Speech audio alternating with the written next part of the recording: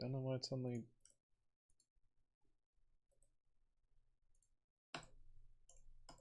There we go.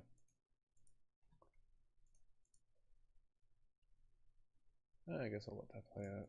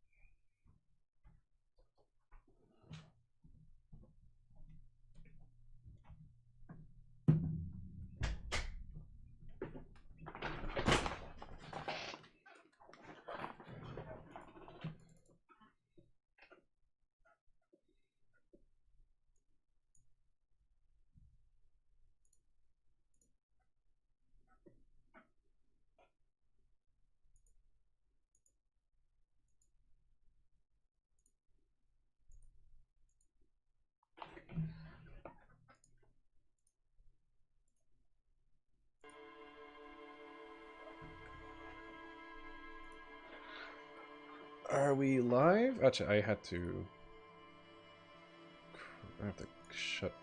close my browser, so I don't know. I think we should be good.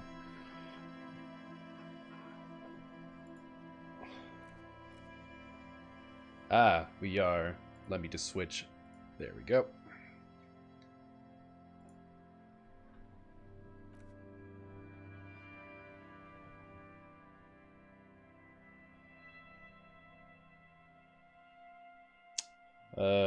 Looks good.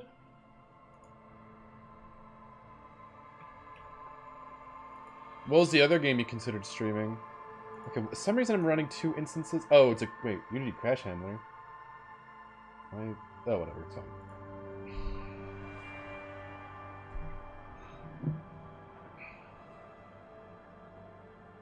Ashura's Wrath. Ooh. That's an interesting one.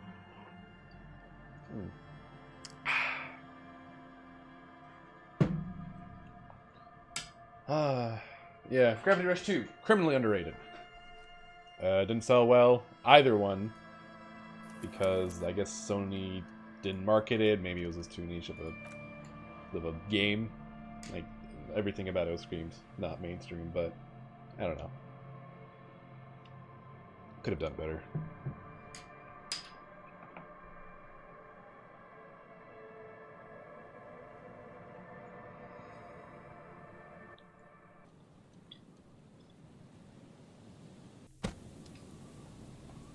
But yeah. Alright, so last time we left off, Harry had a conversation with his girlfriend. It did not go well. Now we continue exploring this Isola, as you call it. Or peninsula, rather. It is a shame when good games don't sell well. I've mentioned this before, the silver lining of Gravity Rush 2 not selling well is at least the game ends on a mostly conclusive note. Like, if they didn't make any sequel, if that is going to be the last one, it's honestly not a bad place to end off of. It doesn't leave, like, a major cliffhanger open like the first game, so...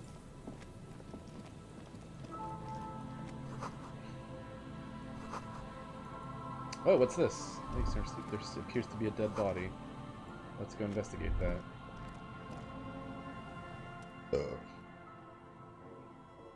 Ooh.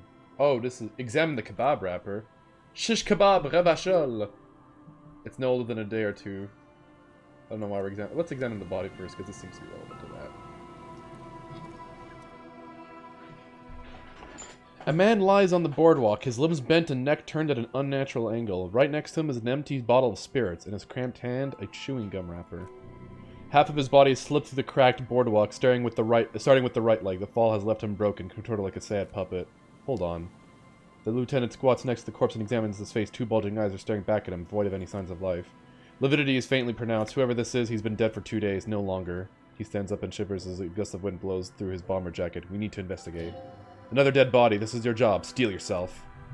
Study the man's clothes.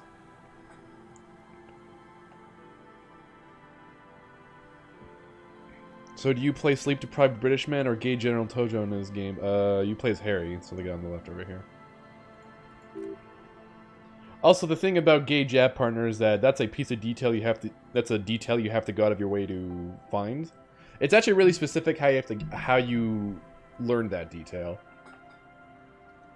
I think you need to do a successful role in a specific conversation with I forget one of the characters. We'll meet this guy later. We've already met him before, but we'll meet him again later.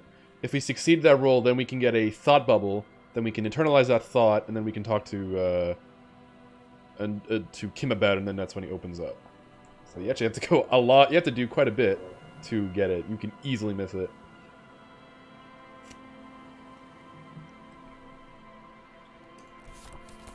You find some sunflower seeds in a rain-soaked library card folded into two. His jackets feel sodden and heavy under your hand.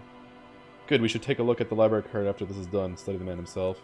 The man has fallen through a crack in the boardwalk and hit his head against the metal bench. Coagulated blood covers his black hair. One of his feet is still tangling through the hole.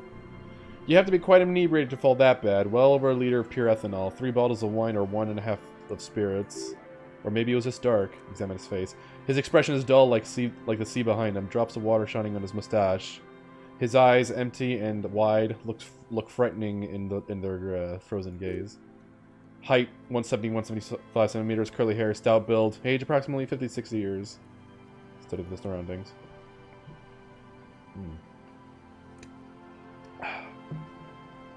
There's some dry blood on the metal bench, right where the corpse's head rests. The floorboards are rotten and slippery, wet around the hole. An empty bottle lies nearby. A chewing gum wrapper is... Oh, we already saw that. It's up on the floorboards. They screech under your feet ominously. It's hard to say whether the dead man's weight was what caused the boardwalk to break. It definitely looks fragile. He could have easily disappeared into the sea through that hole, and you would have never found him. Examine the man's head. A dried chunk of blood covers the hair at the back of his head, an open wound. It's sticking cold to your touch. Yeah, seems what happens is that the floorboard broke under him, and he just fucking hit his head against the bench, and that's probably what killed him. Oh, no, literally. This is what killed him. Never mind. I don't see any major wounds, do you? No, just this one at the back of his head. Seems like the head wound was fatal. It's exactly the shape of the bench. Examine the bottle. 0.75 liter Tulula vodka with its cap missing. There's hardly anything left inside. It's mid-market spirits with a slight touch of methanol. The man meant to enjoy himself, have a good time. Tar all around us. He looks at 2 other bottles forgotten near the coin-operated viewer. Examine the chewing gum, right? Or look in. The blackness of death stench. You think you see white chewing gum too. He ate the whole pack, right? It's to cover the smell of alcohol before going home. The worst thing is. The lieutenant shudders from the cold. I've seen it before. Almost the same scenario. Even the chewing gum. It's always the same. What should we do with him? From where I stand, I can see two options. We either take the case and follow the leads to identify the body on our own, or we report back to the station and leave this for our colleagues to handle. We found him. We should finish this. Alright, we should first examine the library card you found. Then we can call the station from my kinema. Let them know we're taking the case. Who is this man? Looks like one of the locals. He'd have to know the spot to come here. You don't just walk over here. He looks south the way you came. But that's just a lazy assumption. What do you think? A dead working class man with a ball in his hand. Don't deceive yourself. You know who this is. We know who this is. It's the working class woman's missing husband, dead on the boardwalk. The woman you met at the book stand? He looks at the bundle of flesh and rags lying on the ground. Why do you think it's her husband? Bottles all around him. She said he was drinking somewhere in Martinez. Well, he's definitely someone's husband. The lieutenant points at the golden ring on the man's left hand, the flesh around it swollen and pale. Alright. Actually, you know what I'm going to do? I'm going to do something I should have done earlier. Let's forget this, because I do not like the morale penalty. Though, there's quite a bit here we can do.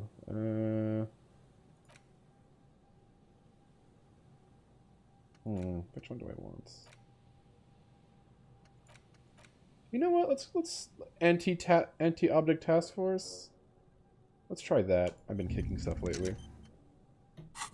Yeah, it's the missing woman's husband. So now we have to, I guess, call the library to confirm that this is in fact the person. All right. We haven't fully investigated this. What's in here? Ooh, 26. Well. There's a jacket here. Let's take that. Take a closer look. It's streaked with dried seagull shin, tangled with pieces of seaweed. A dangling arm suggests that there might be a jacket beneath the crust of filth. It seemed likely that this was left in the surf until someone laid it out on the fence to dry out. Unfortunately, that just seems to have stiffened it into a shapeless mask. Please tell me you're not taking that with you. Why not? It's a guano-encrusted jacket, and you're already carrying around enough as it is. Fuck you can't tell me what to do. We can inspect that, but we can also get it cleaned. We haven't actually inspected the whole thing. We are here right now. So we haven't investigated this area, and we haven't investigated over there. And we also haven't investigated north. So, let's go northward, actually. Because we might find the old lady's husband.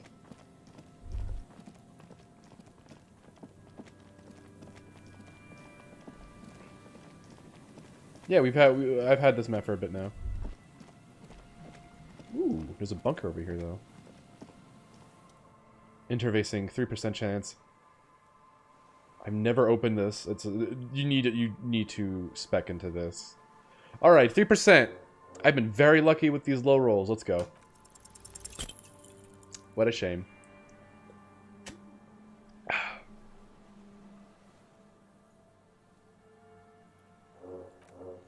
We don't get in there. What do you mean we get in there? We get into, like, everywhere. Frankly, you're just going to have to accept the fact that you can't get in through every single door. No, we've gotten into every door thus far. That's what we do. We open doors. We're cops. That's our perk. Even Everard knew that's a part of our MO. I'm not going to accept this. The door could be part of the investigation. Relax, no one's hiding in there. If we can't open it, others can't either. And thus they can't get in. He looks at the door with a rueful smile. Wait, one more door. Ooh. We can look at that. What is interfacing? It's basically your stealing stat. It basically it determines whether or not you can steal something successfully. It's like stealing, lockpicking, and all that stuff. Well, so far, nothing seems to be here. Oh, wait, there's something there. There's a little thingamajigger over here. We found a cravat. Or a scented scarf, rather.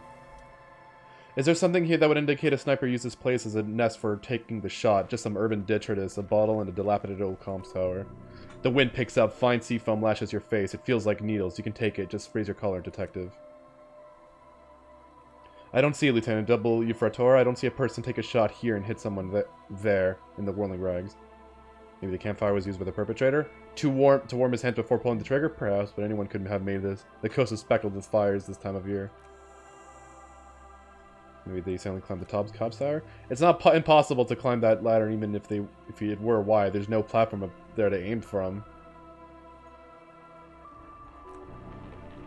It also causes you to press the gas pedal.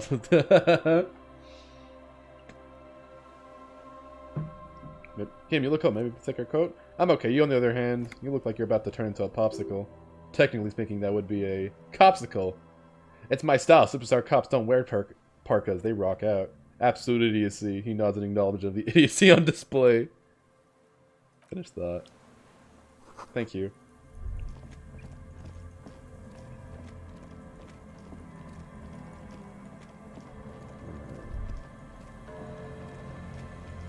So the guy was not here.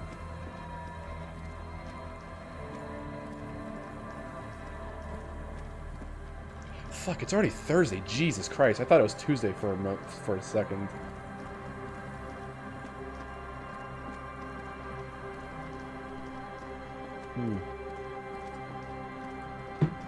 Ugh, goddamn. Yeah, I'm investigating the whole thing, but we are roughly here-ish. Where have we not explored? Pretty much it. Maybe not everywhere, but we explored a decent chunk of this island so far. Oh, I don't think we went this way. Oh, seems to be. Oh, wait, there's something there. A broken pipe, perhaps.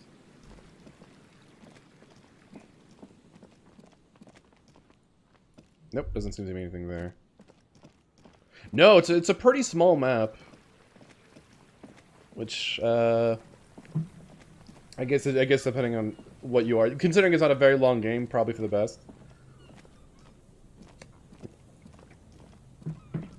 Oh. Oh, hello. Who are these people?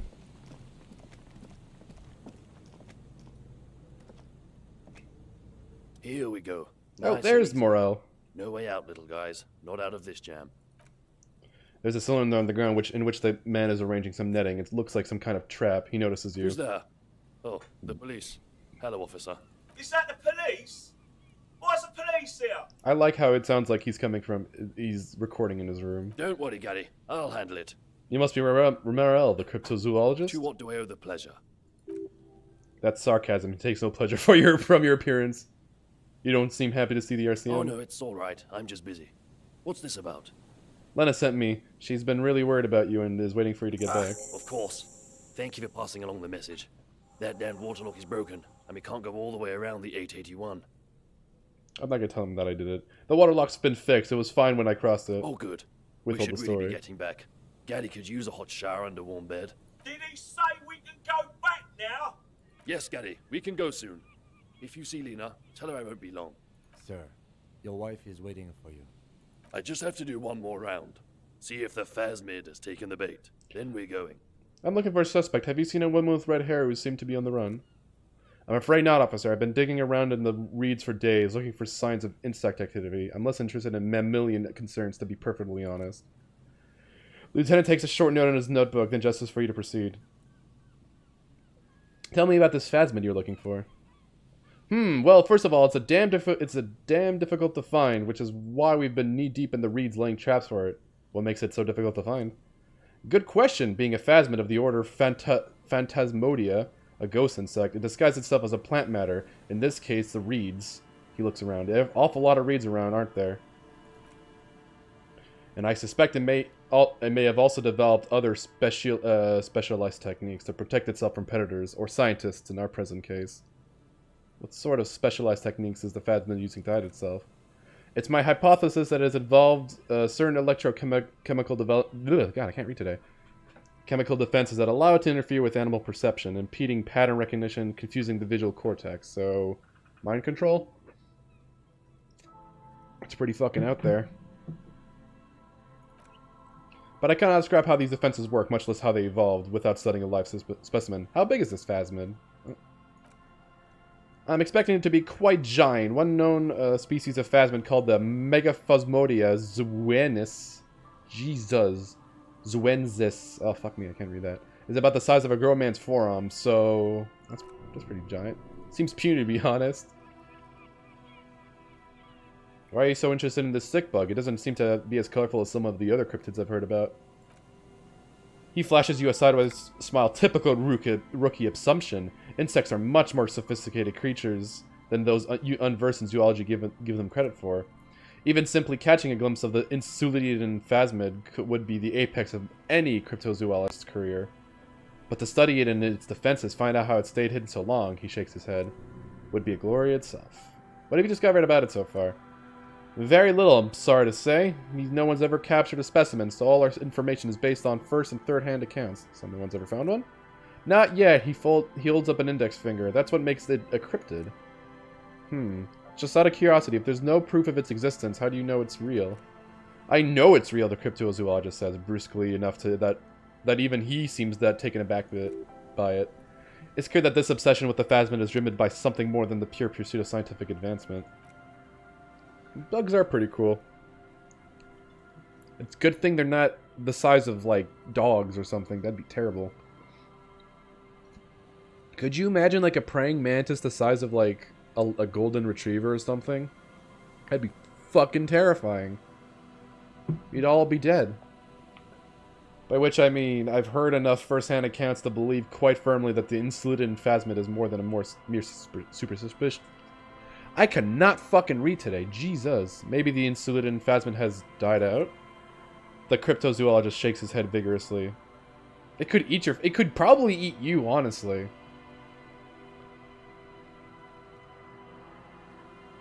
I have to resist the thought such an extraordinary creature is doubtlessly highly resistant. After all, it's generally thought to be capable of parthenogenesis. Even you don't know what that means. Got it. Parthenogenesis. Parthenogenesis. Meaning the females don't need males to reproduce. Oh, so they reproduce on their own. So I know bugs cannot physically grow that big. Isn't there like a theory that bugs used to be a lot bigger because of the breathable atmosphere was not the same as ours, so they actually had to be physically. If they were too small, they wouldn't be able to breathe, so they actually were just physically bigger than they are now. I think. I remember this was a while ago, so I could be mistaken.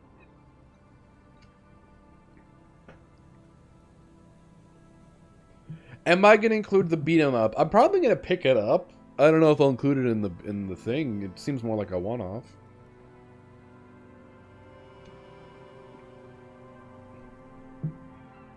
That's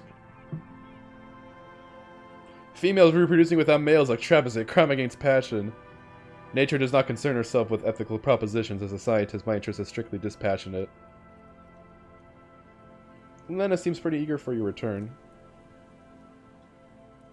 Yeah, but our atmosphere was had a lot more oxygen in it.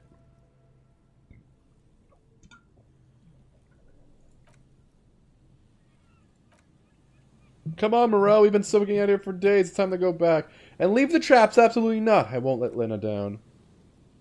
Come on, she wants us back. I'm soaked up to my nuts over here. We'll both catch reed crabs. Oh, that sounds...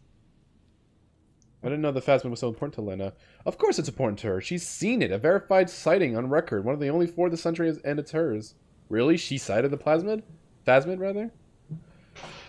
Yes, that's how we first came to know one another, in fact. But that's her story to tell, not mine. He coughs and continues. Suffice to say, it's been our dream to find proof to the Elysium phasmid together. I can't abandon the course now. Another cough into his fist this time. His spirit may be willing, but his body might be too old to endure the rigors of the coast.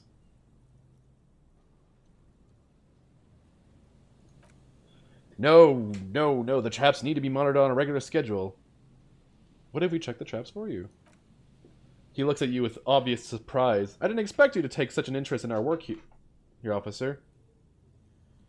We're looking for someone hiding on this coast, looking for another thing may lead us to her. Why not? At least it will give us the excuse to look into a lot of reeds. That it will. I hope you brought your good boots. What if I come to the phasmid in the wild? That's highly unlikely, officer. But in the event you do, I'll spray you with a pheromone mixture I developed. Ooh.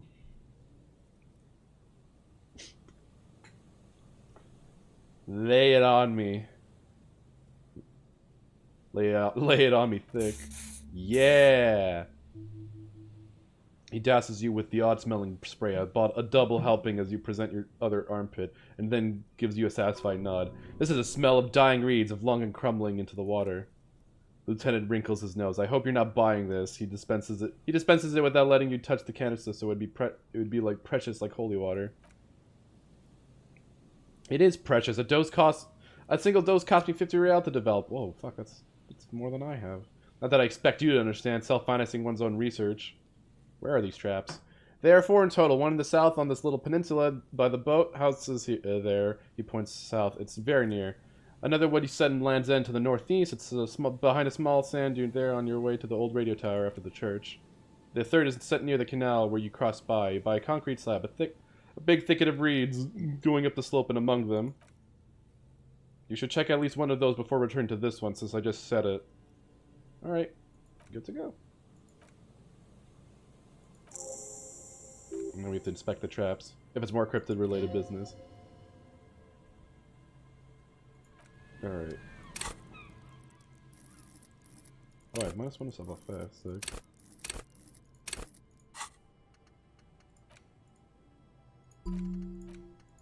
I want to get into one more door.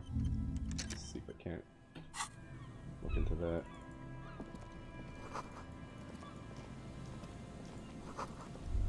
Ooh, something there. 45 real.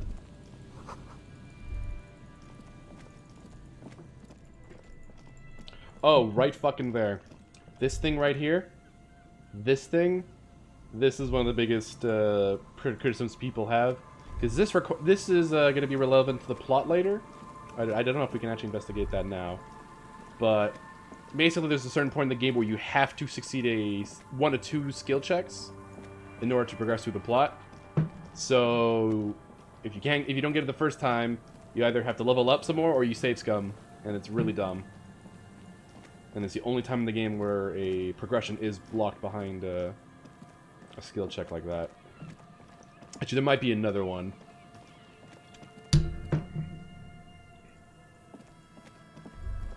Alright, let's go investigate.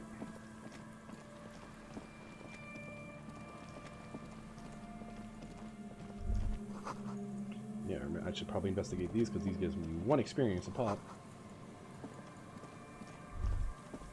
Thank you, it's an expression of pain. God bless. Alright, investigate this.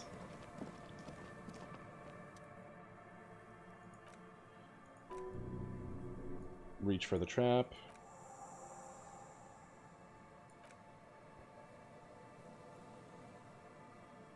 It'll be in the next one, surely. Surely, he repeats. Anyway, there is nice and fresh here.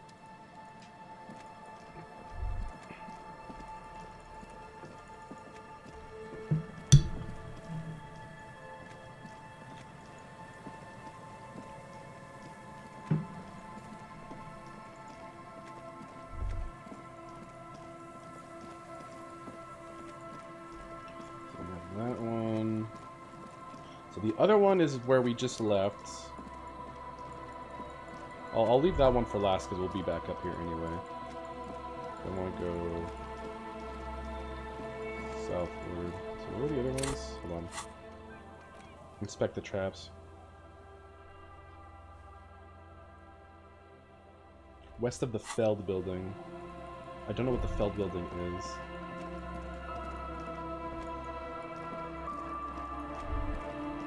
Is that it? No.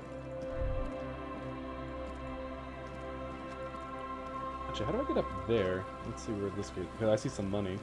I'll see where the game auto takes me. Oh, I know this building. Oh, there's the trap. Perfect. That should had to be here anyway. Reach for the trap. No sign. The next one's the lucky one. Yep, the next one has a crab trapped in it. These are just crab traps, you do realize. Shut up. Alright. Can we...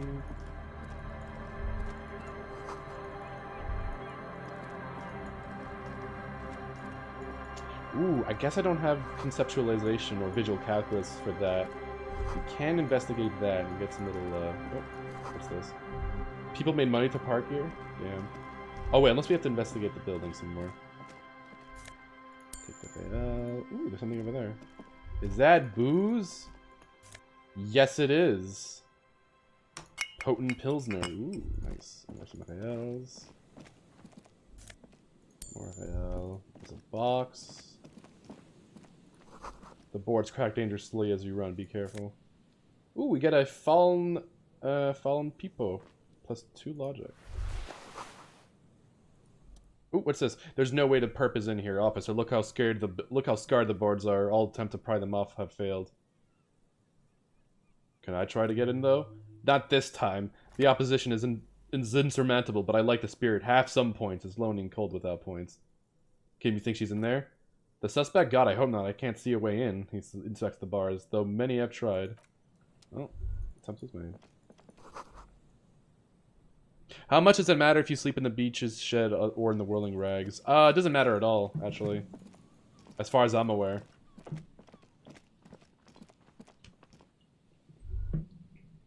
Maybe it changes a thing? I don't know. I'd have to look into that.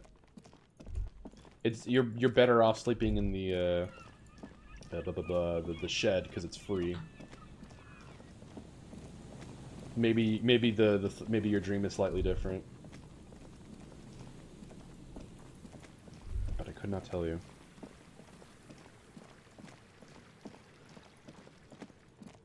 All right. Actually, we didn't inspect the library card. Let's look at it. The library card is folded into two and still slightly wet to the touch. The front side reads, Central Jamrock Public Library Card issued to Billy Mijan, expires July 53. Billy is a unisex name, could be the deceased or his family member. Look inside. Whoever owns this card is an avid reader. You find a list of books written in blue pencil. Radio thriller, Stand a Little Less, Between Me and the Sun. The last one on the list is The Glinting Curve by M. Thibault. A library stamp indicates that the book has been returned. Most of these seem to be in the sci-fi genre, some thrillers too, look at the backside. If lost, please return the card to the library, dial blah blah blah. Okay. And then we can call the library. Alright, let's keep walking. That we're by the kids now. Oh wait, there's something we can steal there that I missed last time. Sick. Knows that how we get some magnesium, so that's nice.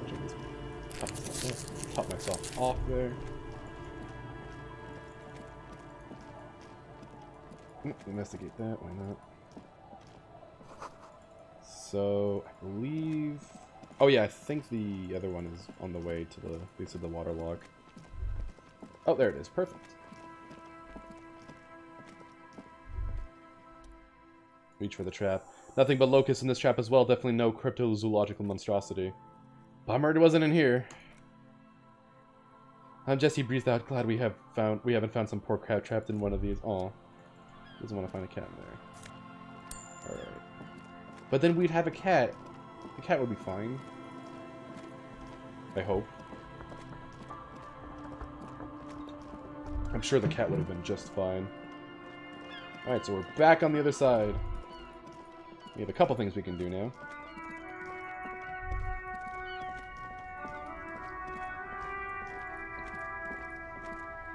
No, I didn't say it was delayed. I was thinking it would get delayed, but so far, no delays. And if it doesn't get delayed at the last fucking second, it comes out on the 27th. I'm just checking to see if there was maybe news that I missed, but I don't think so.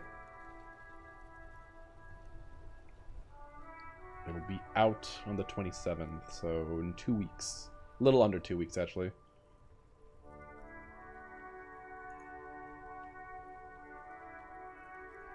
Oh, is that a fact? Ah.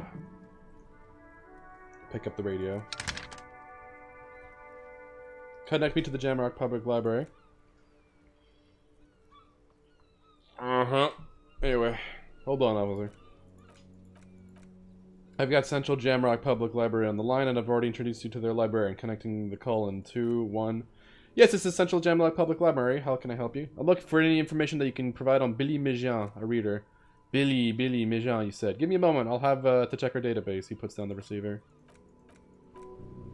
On Moreau Drive in Central Jamrock, in a darkened hall lit by orange desk lamps, far away from the noise outside, a middle-aged man taps commands into an old radio computer. A printout falls on the desk. Behind him, a lonely reader scouts some dusty bookshelves, looking for a paper bag. Yes, hello, are you still there? I found Billy Méjean's home address. Is that alright? No phone number, unfortunately? No phone number, unfortunately. They're too poor to have a phone line. Yes, home address is fine. Here we go, sir. Rue de Saint-Eugelin, 33B, apartment number 20. It's in Martinez, I believe. Cape Side Apartments. It says, that's all. Thank you, that's all for me. I have no other questions. That's it. I need to report a dead body in the Martinez boardwalk. One moment.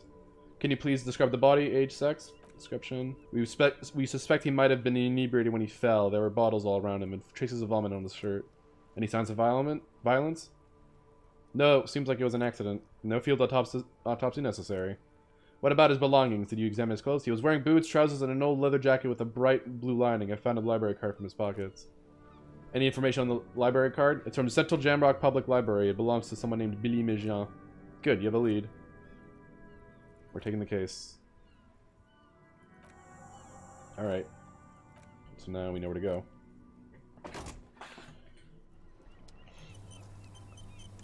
Now we get to... Oh, wait, we didn't mail the thing yet. Here we go. We didn't mail it.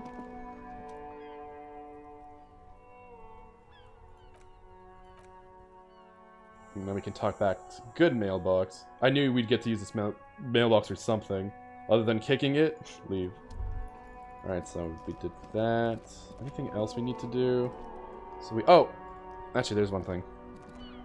Well, we can report to Everard Clare. We can report the body to the lady, but we can do something else first. Oh boy, I'm excited.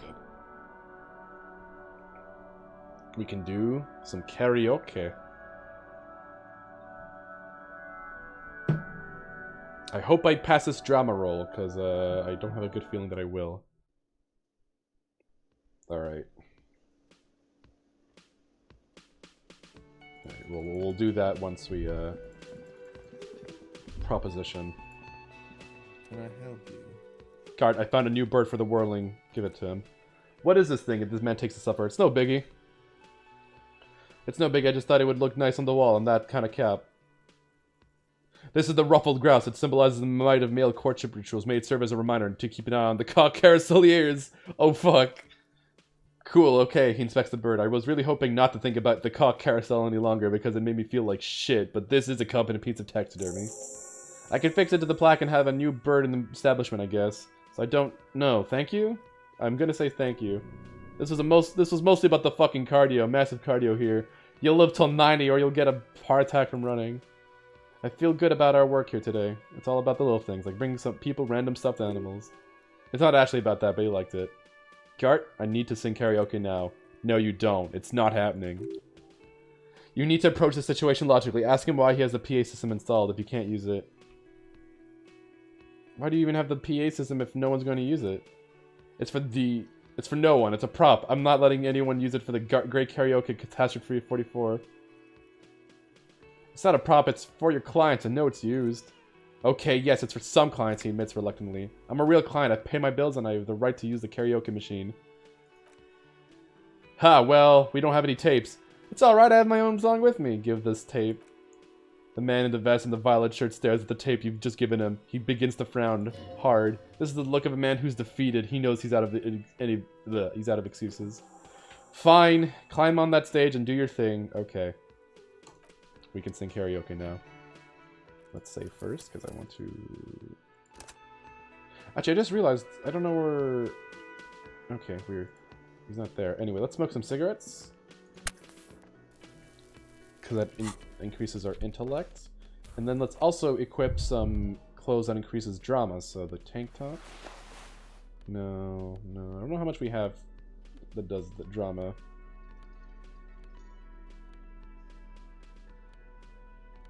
Oh, that's it. Okay, we leave the one. Can you die from this? No, you can't die from this. Unless you mean smoking. Yes, I'm pretty sure from smoking. Oh, wait. Shit, is drama... Wait, hold on. Did I just fuck up something? No, okay, I was right. Drama is a, intellect skill. Okay. Ooh, 58% chance. Test it. Oh, fuck. Too close to the mic. Look around the room first. Okay. Let's go. Oh, nice! Okay. Let's go. We passed the drama roll. Let us now enjoy.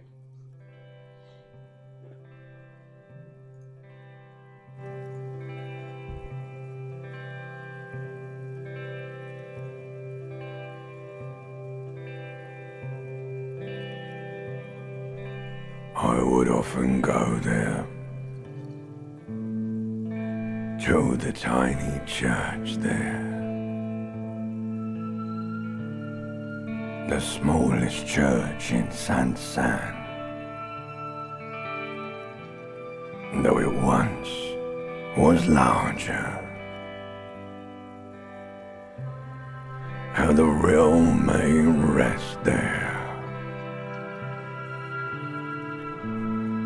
Down through the mist there, toward the Seven Sisters, toward those pale cliffs there. I would often stay there, in that tiny yard there. I have been so glad here, looking forward to the past here. But now, you are all alone. None of this matters. No, none of this matters at all.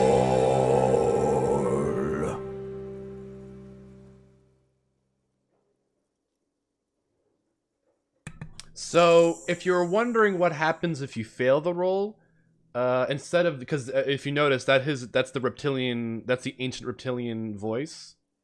If you fail the roll, the voice from the limbic system kicks in instead, which is like the oh Harry, like that one. So we got the nice gravelly one. Oh, we have also ancient reptilian brain sang that for us. A rather lonely applause echoes through the mostly empty cafeteria. It's Gart. Not bad, he tells you with an approving nod. Yes, not bad at all. Life is a fucking joke. Okay, yes, I'm gonna unplug the microphone so you can get off the stage now.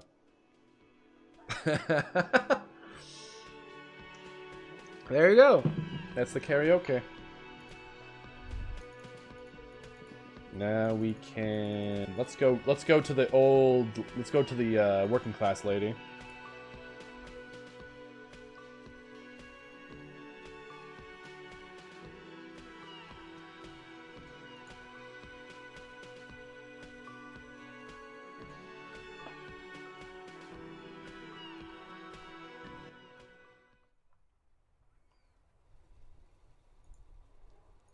I beat the well, no, not yet.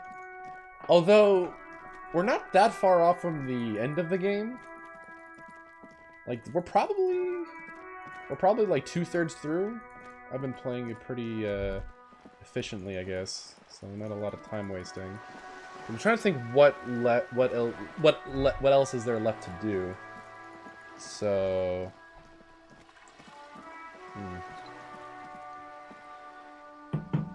you search Google Images for this game, and what did you get?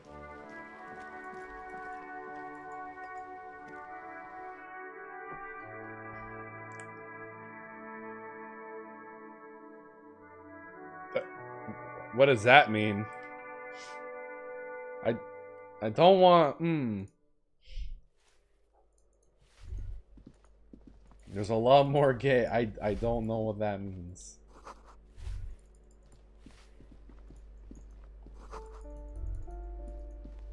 So they should said apartment 20, wasn't it? I think it's on the balcony, if I'm not mistaken.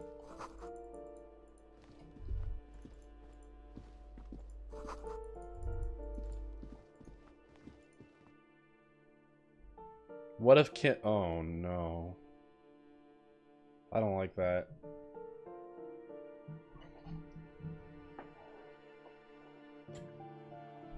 They are not compatible in that way, even if that were the case. Oh, I think that's the door thing. We should discuss what should we expect. You're right, let's talk this through. Chances are that whoever's going to greet us behind that door is somehow related to the deceased. This means that our job here is to deliver the death notification as well as identify the body. Now, delivering a death notification is never an easy task. There's a reason why it's often called the most stressful part of the job. This is why it's usually done in pairs. You get this. You got this. I'll be monitoring reactions, ready to act if necessary. Do you have any advice?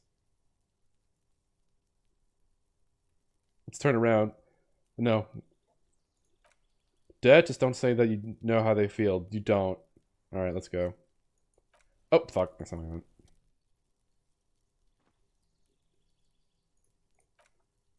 Hello? Who is it?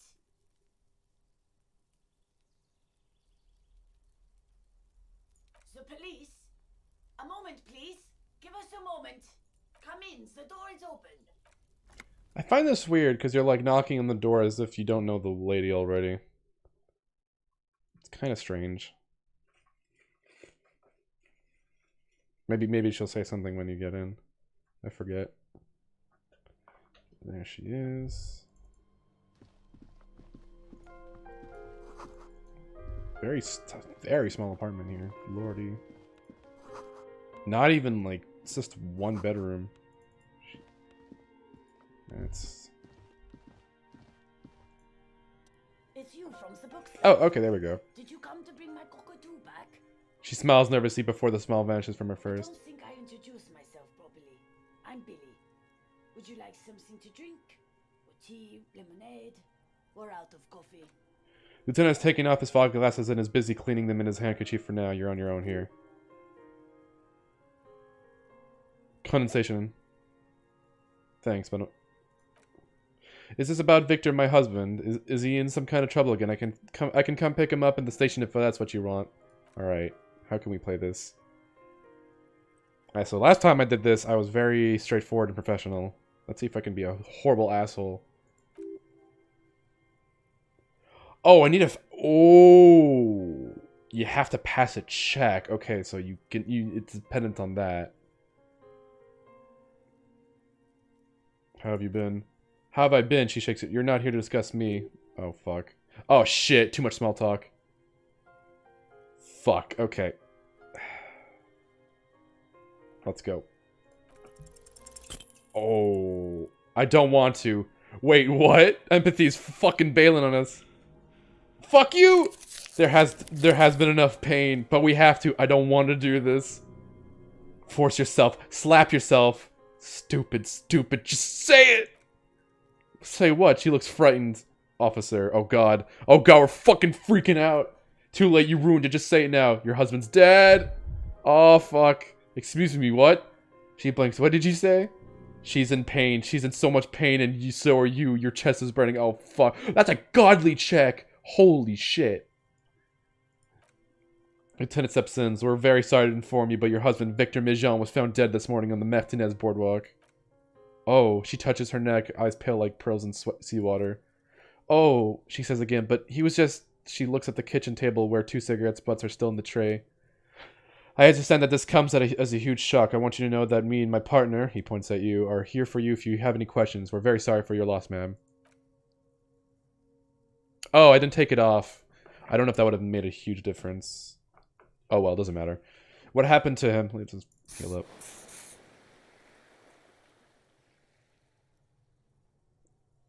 He fell and smashed his head against the bench. And you just found him there, lying in the cold. How long had he been dead? For a few days, at least. She doesn't reply. Her eyes well up with tears as she struggles to keep it together. Oh, thank you. One more door. Is there anyone we could call for you? A friend, a family member, someone who could be here for you? No. I just need you to tell my girls. The air gets sucked out of her lungs suddenly. It burns like acid. Unreal. God, should I call them? Should I tell them to come home? Smack your lips. Oh, fuck. Alright, I'll call them. She breathes in again, trying to steady herself. She can't take much more. Her stomach is turning. Soon she'll have to go to the bathroom and scream. Just tell me what I need to... What do I do next? Where is he? Can I see him? For God's sakes, lie. He's in the morgue. Oh, and who should I contact? Fuck. He was taken to the city morgue. The local coroner will be contacting you shortly to arrange the funeral. Here's his number, in case you want to contact him earlier. He hands her a leaflet with the morgue's contact information. Is there anything else that the RCM could do for you? No, I'll call you if something comes up. I'm still a bit... She rubs her face, blotchy numb. Sorry I couldn't do this. I have a brain condition. Oh, God. A brain condition? Yes, you're a total fucking horror show. I drank too much and now I can't do anything right anymore. Yes, she says sharply. That's what happened to Victor, too. Apologies, my partner... The lieutenant steps in, giving you sideways glance. Did not mean to make light of the situation. You know what? It doesn't matter. I'll just leave. Again, if there's anything we could do for... Oh god, this was bad. She just nods, distant and inconsolable. The spread springs rattle beneath her as she begins to shake. These are her last reserves of strength. Her muscles will give in soon to a scream. I'll take it from here, thank you. Set the library card. Oh lord. That was fun.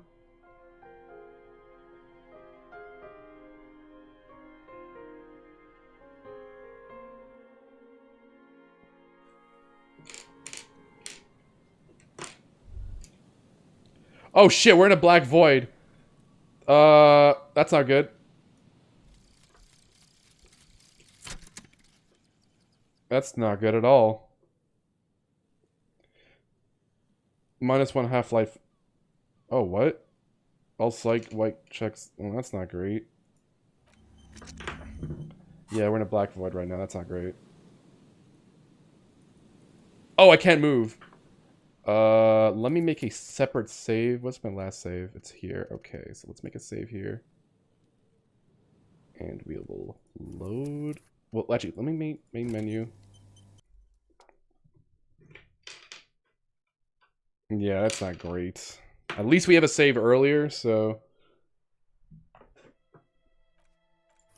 I hope that didn't put us in a bad state. It might have fucked us over. I'll try if that doesn't work, I'll try restarting.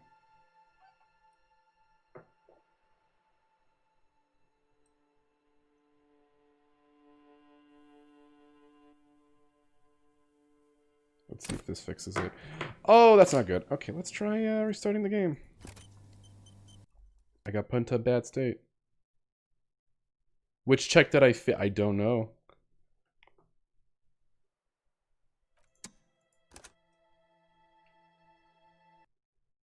Alright, let me try restarting the game, see if that fixes it.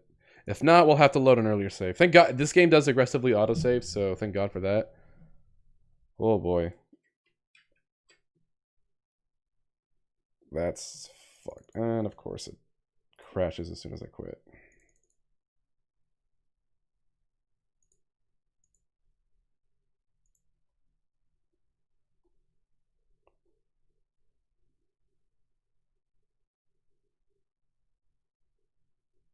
Alright, I'm gonna sync that.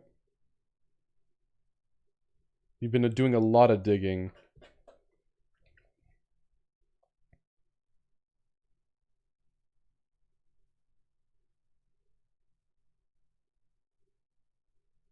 Alright, let's try this again.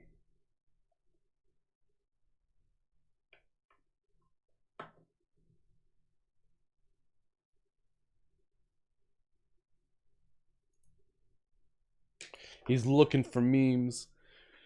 Yeah, I don't know. This game... I don't know. This game is low on. Well, I mean, there's more memes than I actually expected there to be. To be fair,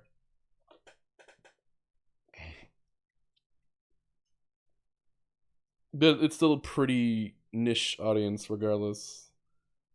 It's not that exploitable.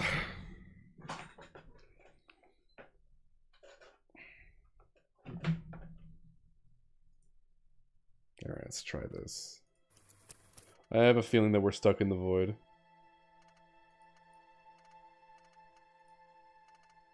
The void.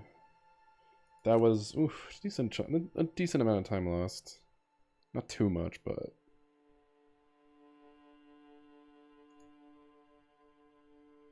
let's see if this unfucks us. The answer to that is no. We are stuck in the void forever. Well, it was nice being in the void. Let's, we gotta load an earlier save, I guess.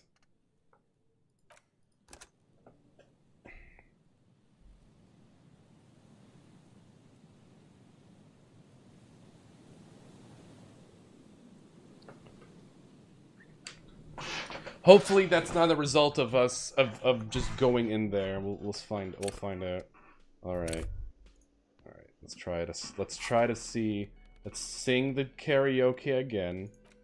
Excuse me. Let's see if we... I hope I can skip it. This... Oh, hold on. Smoke. There we go. Oh, shit! Let's hear the failed version. You guys ready for the failed version?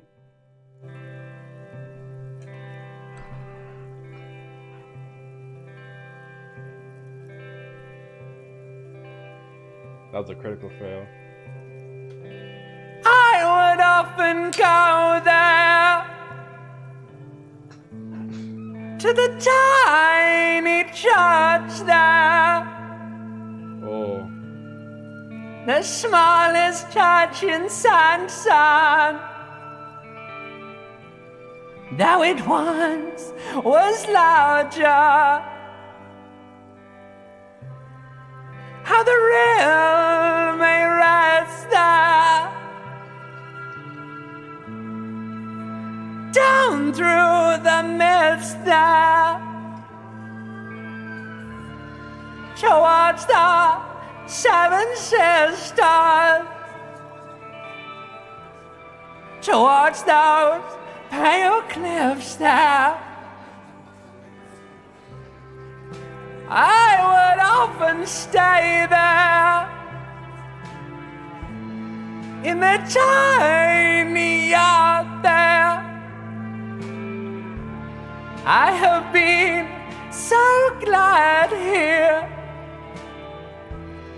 looking forward to the past here.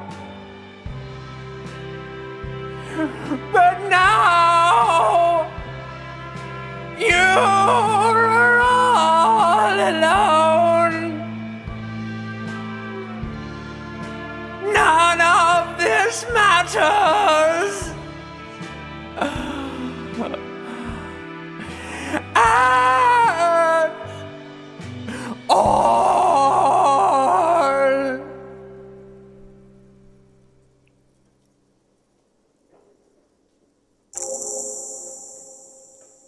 Huh. Well then. The most pathetic applause in the world, made of pity. No matter the time of day or how small the audience, this is a pitiful applause.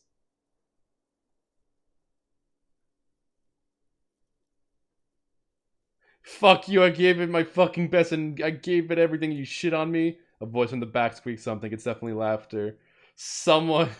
I sang about how I feel. Fuck all of you scum. I think about... Oh god. Oh, none of this is good. Just stand there. That's it. I'm unplugging it. Let's go, officer. These people wouldn't know a good performance if it had been in the ass. You liked it? Detective Dubois? It was downright tragic. Now let's go. I mean it, he thinks. Oh. To him, being a cop in the Elysium was truly expressed in that performance. Huh.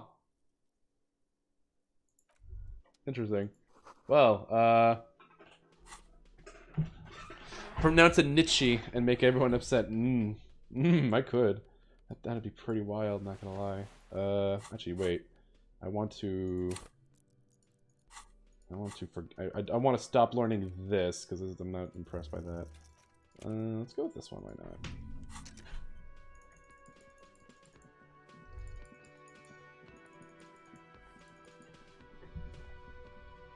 It don't matter, none of this matters. So I kind of didn't hate that. To me, it sounded like someone who does know how to sing trying not to sing.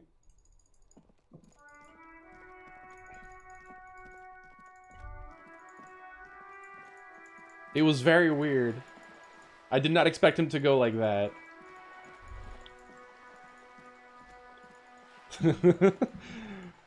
To having a cop in the ears, it was perfectly kept. This game has its moments. It has a lot of moments like that. Kim, no, he is great. He is the perfect deadpan to your crazy cop or sorry cop. You can't really be 100% straight man. I think the straightest you can be is just being hilariously apologetic. But you can't play it as straight as possible and be like a good partner to Kim. We did. We were gonna meet with him later tonight. All right, let me save here in case I enter the void again.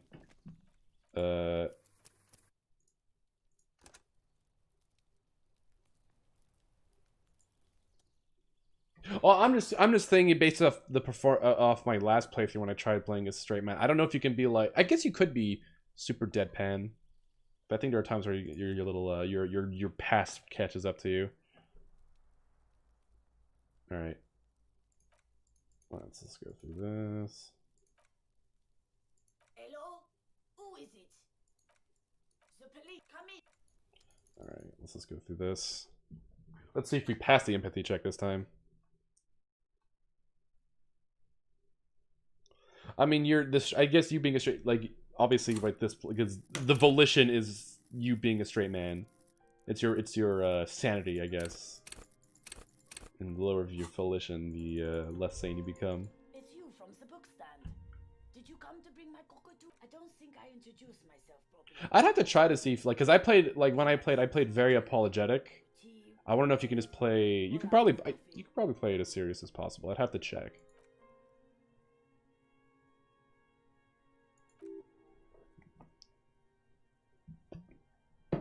I mean, I think it's Superstar Cop, Apocalypse Cop, Sorry Cop, and there's another one.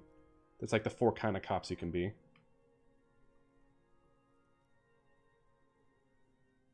Thanks, I'm alright. Let's see, empathy check. Let's see if we pass it. Oh, we did! We actually passed it this time. We failed the drama, but we passed the empathy. It all works out.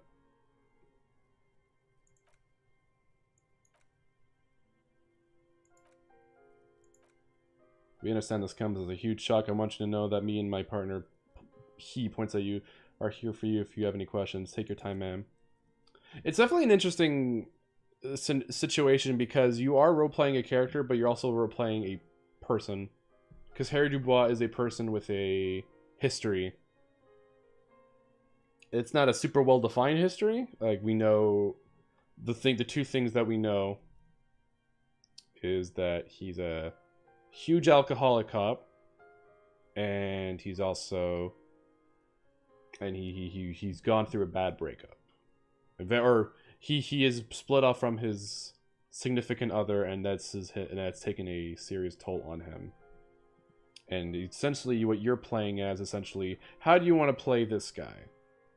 How do you want to play this guy who's hit rock bottom? And you just kind of go from there.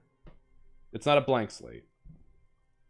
It's more like, what would you do in this scenario? And this is the semantics. It's not a blank slate. It's not like a it's not what you would typically find in a CRPG with a create your character kind of thing.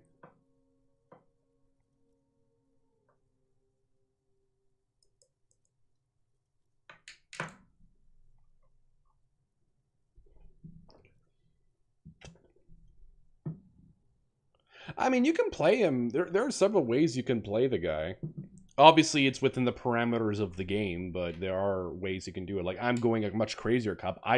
When I played beforehand, I played him a lot more straight-laced. I'm saying I'm not sure if you can play him 100% straight, because he ended up being very apologetic and kind of very self-deprecating. But that was just kind of how I wanted to play him. I'd have to play this game again to see if you can be 100% straight-laced cop, or at least as much as you can given the circumstances you have found yourself in, the characters found themselves in.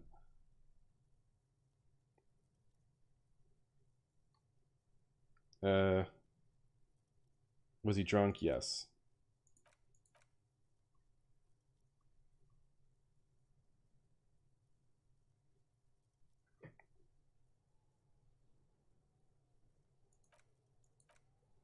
I'm fine with the fact that you're playing a little more a more established character than a blank slate doing whatever you want, because that's clearly what they wanted to go with.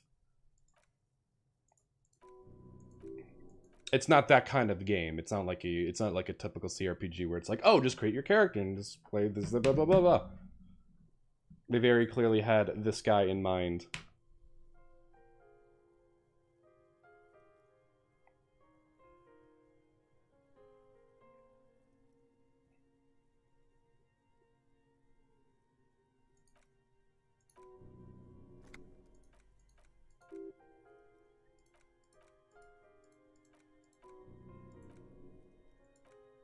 Which makes it lean towards a V. I mean, anything is a VN when you really boil it down to it. You're just watching a story play out.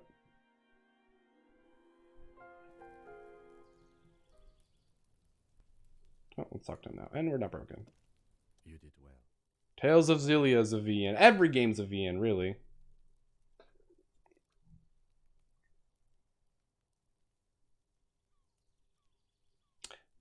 On the VN portion, it's whatever. Nothing is a game. Exactly what Craig said. Everything's a VN. No, games don't exist. Video games do not exist. You're all just watching a story play out. And the only difference is how much control you have over over the actions that take place.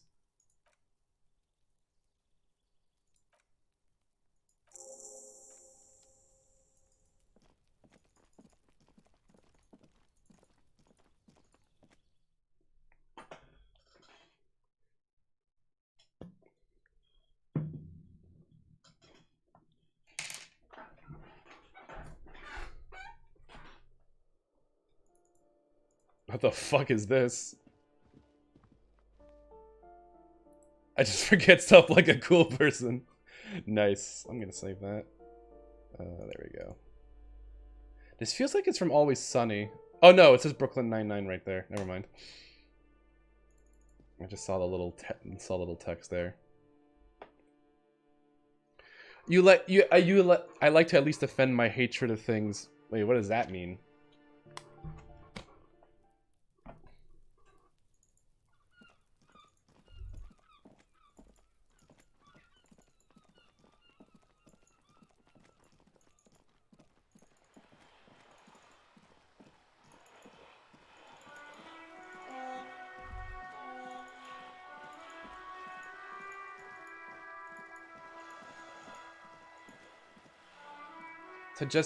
I mean, are you just being like, what's the word I'm looking for? I guess are you just being a shit about that? And you're just being like, aha, fucking VN, not real game. Like, are you just doing that to be contrarian? Because it's not a compelling argument. It's like, oh, you can only play a certain amount of characters, therefore it's a VN. Motherfucker, most games you only play as one character. And you have no control over how they act.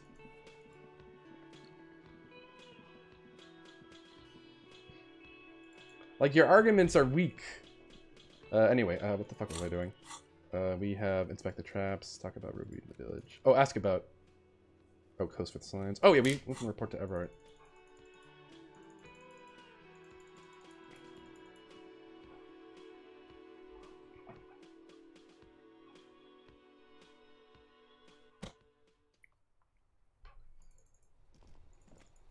So now we can report to Everard. Maybe he'll give us some info on the gun. I actually forget what happens when you report this to him. So we shall find out.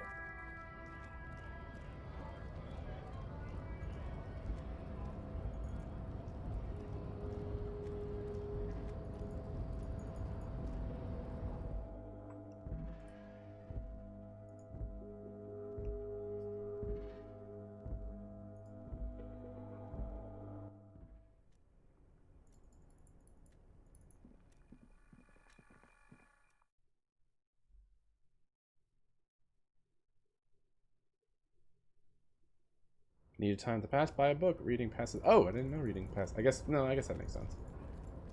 Ooh. It's all snowy now.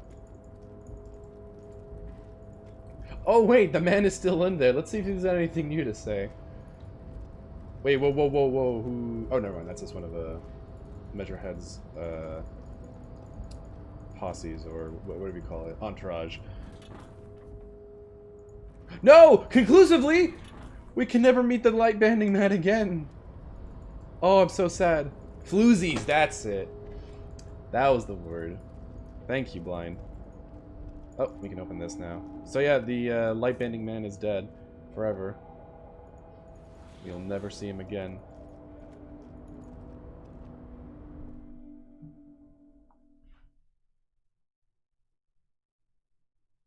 The lightbender is stuck in there forever. Alright, I sent you letters, Everard. Mr. Dubois, every worker, member of the board. How can I help you today? Oh, he's sloganeering, I see. The golden boy returns once more. Wonderful, simply wonderful, Harry. He claps his hands together like a child who's just been offered cotton candy. Of course I already knew this. My friend the mailman confirms the letter is on its way. You've done a great thing today. You've given the children of Martinez a real future, Harry, and have proven yourself a real kingsman who's not afraid to make the tough decisions. I know I can trust you now. You're in my inner circle. You too, Mr. Kitsuragi. We can talk about anything, the strike, the murder, the lost gun. I only care about the... Finally answers and ask away. Can I get my gun now? Harry, I've got to be honest with you. Your gun was found 2 days ago. Withholding this information weighed heavily on me, but it had to be done. You bastard. Your gun is with an old woman. I hear she's a character, so watch out. This must be the woman who bought the gun from Roy, the one she described as terrifying. So the gun's still with the woman who bought it from Roy. Yes, the same one. I see you've done your research. The pawn shop made the gun task easy. Crazy stuff, Harry. Selling your gun like that, wild. Anyway, the neighbors of this old woman contacted my men because they trust me in the Débardeurs Union. Apparently she was waving it around at the entrance to her building. Waving the gun around doesn't sound good. None of this does. Who is this old woman? Unfortunately, I don't know anymore. You're gonna have to go in blind, Harry, but she's an old lady. How dangerous can she possibly be? Oh, and she calls herself the Pigs. There it is again, the Pigs, like Roy said, not good at all. I, for one, find it refreshing. Finally, someone calls themselves a pig. A smile flickers in the corner of his mouth. She was waving it around at people. As I said, she's a character. I didn't have time for details. It sounds like she's unstable, but don't worry, no one got hurt. Can you set up a meeting? I already have, he yelled out. Tonight, starting at 2200, near the old fish market. Oh, now we can go talk to her. So she'll be there from 10 to 2. Well, I think they mean, like, is this a sane woman? And the answer seems to be no, if she's calling herself the Pigs. What was the fine print? What was the catch? There was no fine print, Harry. He leans forward. But I do hope all that construction noise and limited street access encourage some people to move after a year of that ruckus. Who wouldn't? And when they do, they will have a good place to go. I'm currently working on renovating the buildings near the roundabout into affordable workers' palaces. Oh, no. Oh, no. I don't like the sound of that. So the village is doomed, Lieutenant says grimly. You were there? You saw the place. A wasteland. There's nothing left. This is his socialist utopia. The fuck? You fat fuck? Reset. I have big plans for Martinez, and they do not include humans living in those pig sheds on the coast. That land will be used for municipal buildings and commerce. Can you get your gun? I don't know. I think you have to go through this. Unless she just so happens to be randomly there at like 10, but I think you need to set this up.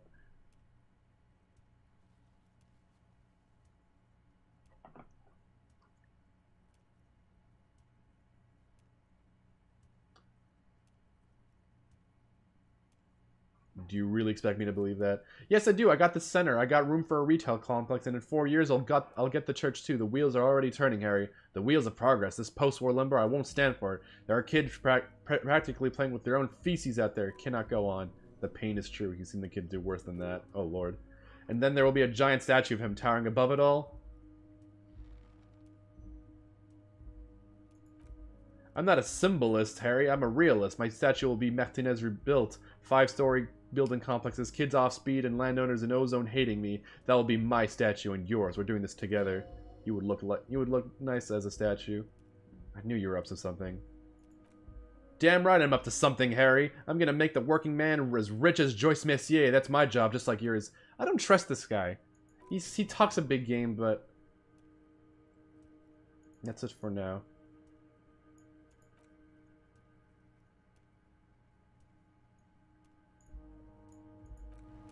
Alright, I'm going to put a point into perception. This will be relevant later.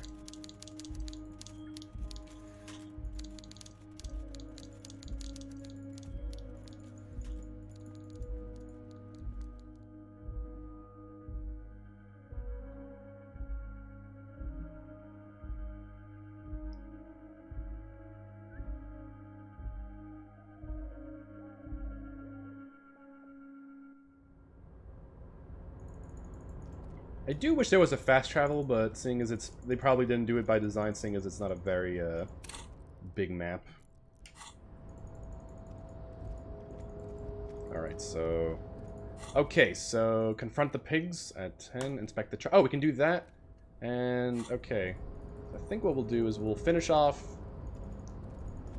a couple things, and then we'll... Oh, and then I'll let time pass until 9. We'll talk to a guy, and then we'll go confront the pigs to get our gun back. How much experience do I have? 45.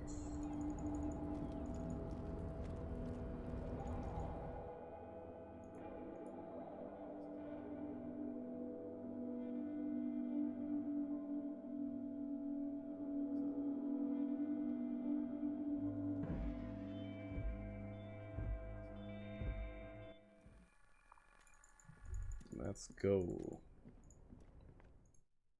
I think I'll actually let the wheelchair lead. Oh shit!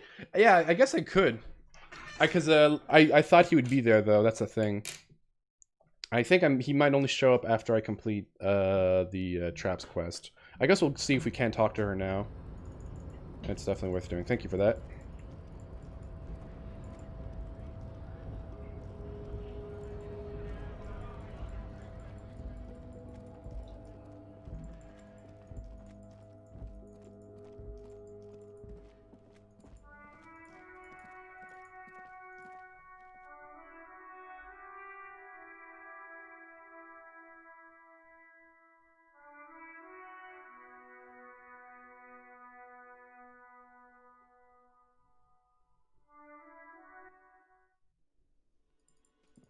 Hey, Lena.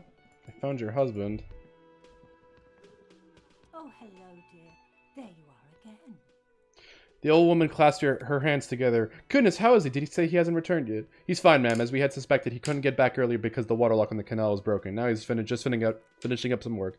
Oh, yes, that's my Morel. He's bound to catch a cold staying out there for so long. But I am so relieved to hear that he's okay. Thank you for putting an old woman's heart at ease.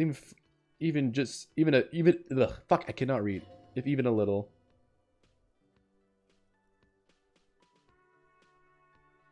You never said you've seen one. I really want to know. Well, it was summer. I was building a racing track out of sand on the beach near a tall stand of reeds. Quite a tall one. Many times my height, I remember. When all of a sudden... What happened? I looked up and one of the reeds moved, not like a plant, but like a living thing. It stood up and looked at me. Its body unfolded like some antique toy. I'd never seen anything like it. The reeds turned into a creature. She had no fear, just surprised. I didn't know how this could happen, so I reached my arm and touched the thing. It felt like a stalk of reed, but it moved, swaying, towering above me. After a while, 20 seconds, a minute maybe, it left, went into the reeds. Did you follow it?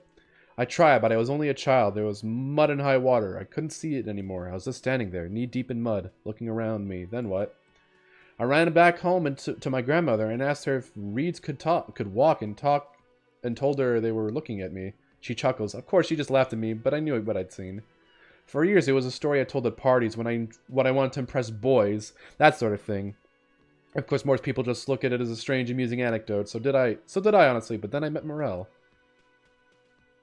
We were on our first date when I told him my story. You should have seen his face. He said my descriptions matched the phasmid down to a T. It's a white marble limb. It's white marble limbs, the way it moved. You want a date? Our first, yes. How big was it? It's hard to say how big things are when you're quite small yourself. To me, it seemed to be taller than I was then, but that's probably not the case. What if it is the case?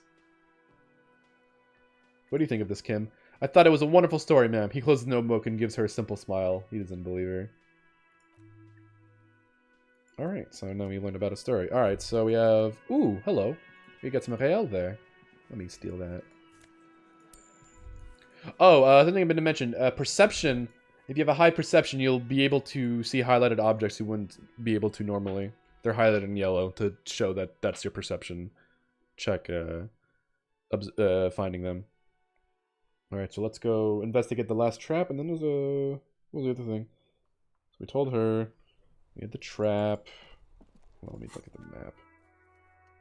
Inspect the traps. Oh, that's right.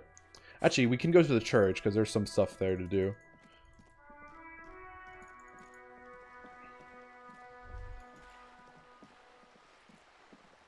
Oh wait, I'm going the wrong way.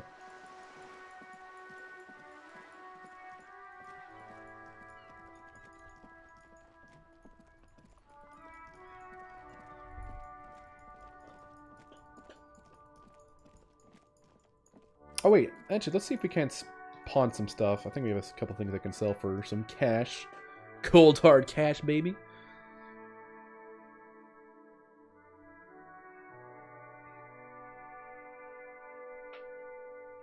Oh, what was that, anything? Hey, drug man.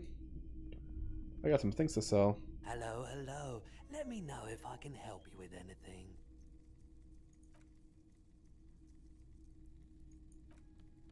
So we got that. I don't want to sell that. Oh, that I might keep. That I think this might be relevant later. I'll keep that in case. Pawn this. So we'll just pawn that. I'll keep that just in case. I don't know if that'll be relevant later.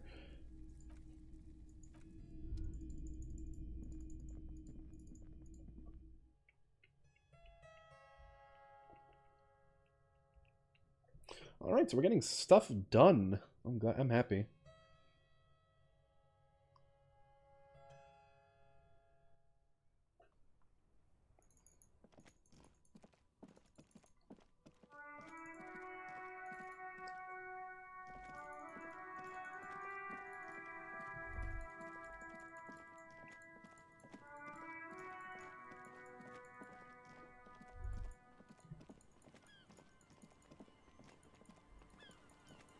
Let's keep invest en diffusant, blah blah blah.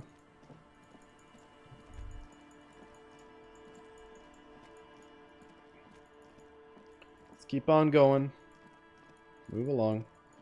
Oh, actually, you know what? Let's go to the church. That's right. Oh, wait, no. Actually, before the church, let's investigate the last trap, which is this way.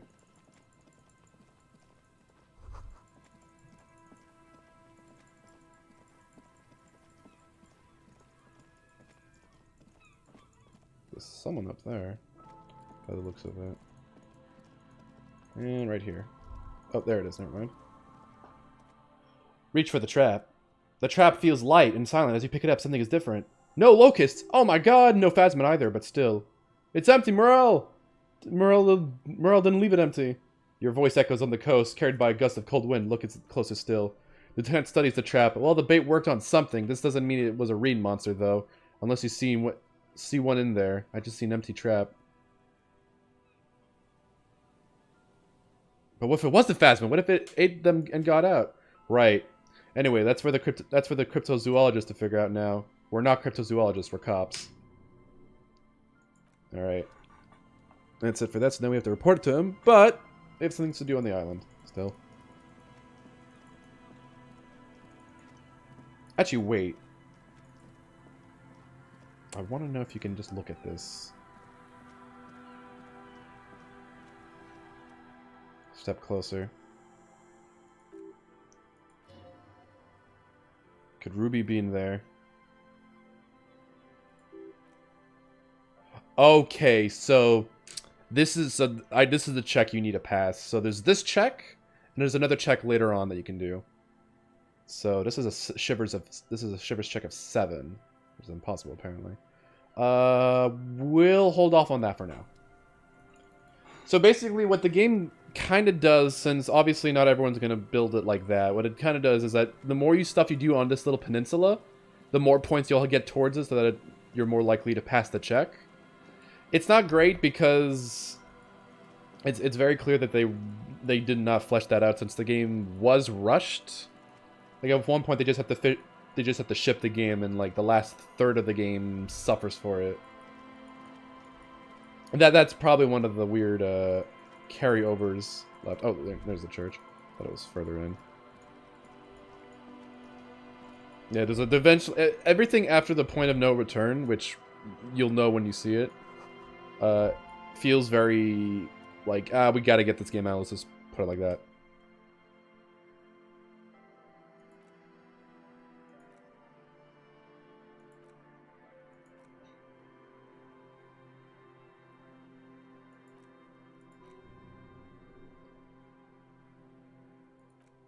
There's a hole in my heart.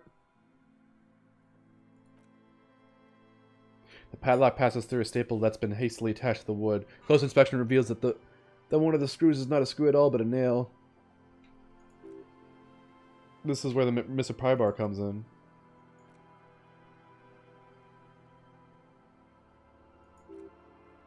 Let's just fucking open it. I don't give a shit. You jammed the prybar between the lock and the staple and apply a force. Your biceps bulge from the strain, the mill creaks and squeals.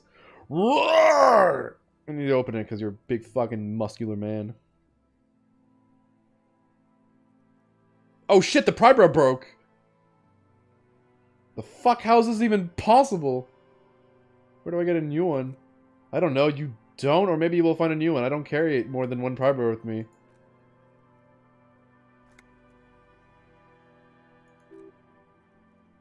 Wow, the prybar just broke.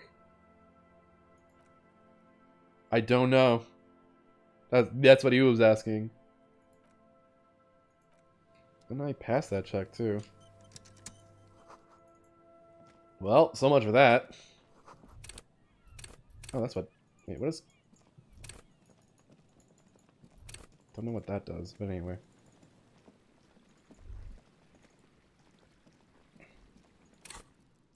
Oh, that's not what I meant to do.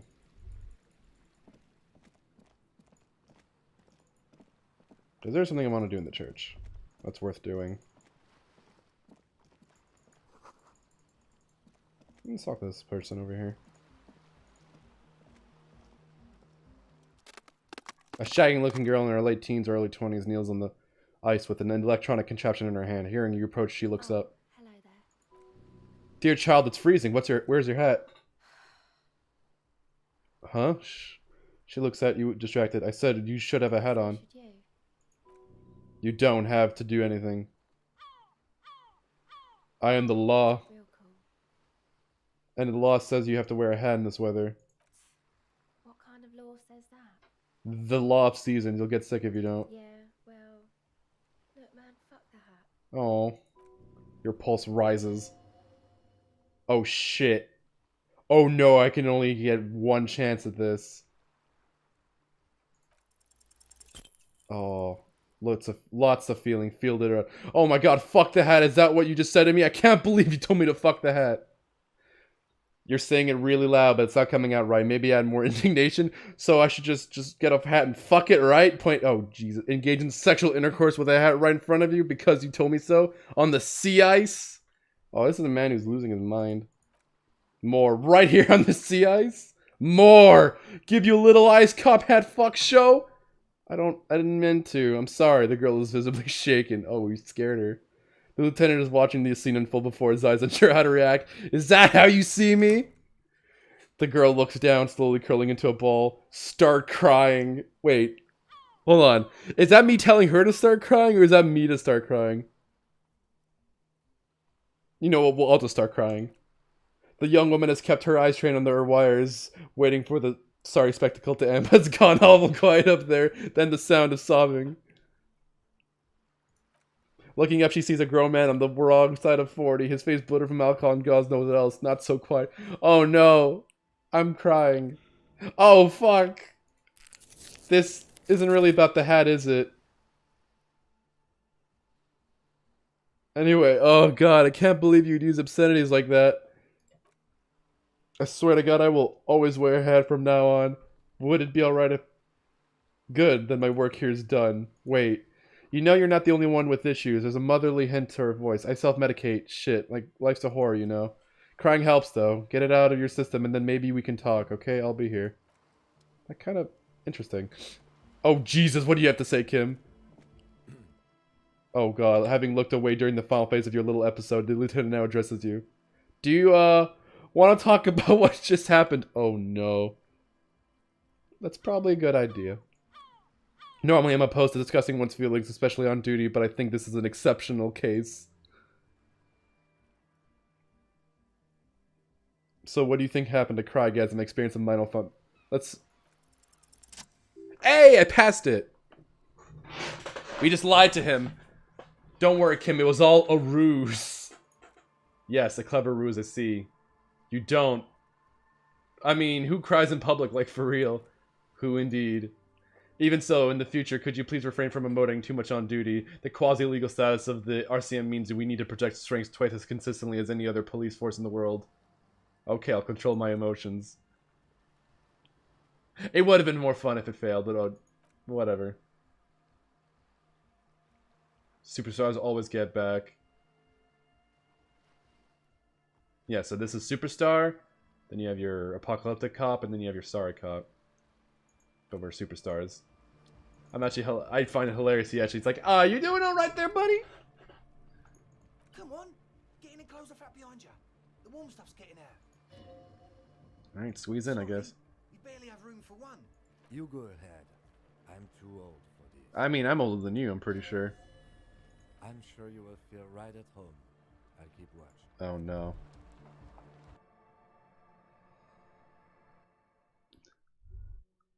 Oh, no! It happened again! We've entered the void! Oh, God, how much progress did I lose? How much progress did I lose? Okay, not that much. Wait, can I get out of the void first? Nope, I'm fucked. Maybe if I look at this. I think I know what's causing it. So I think what's happening is the moment I have a thought complete in my head, and then I enter and I change scenery, that just happens. Oh, nice. But unfortunately that does not help me as I'm stuck in the void. Sick.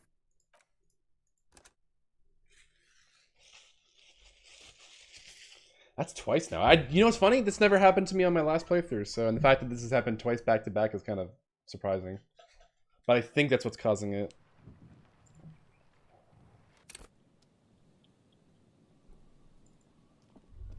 Yeah, but it was made by Ethiopian coal miners. Don't you get it?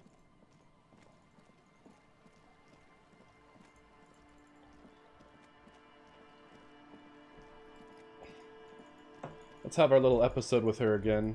Why not?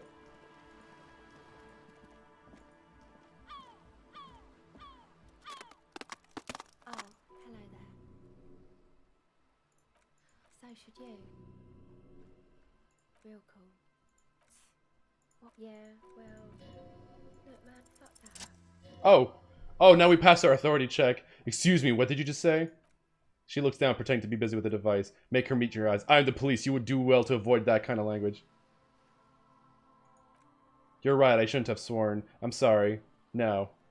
Oh, that's it. Okay. Well, that was that.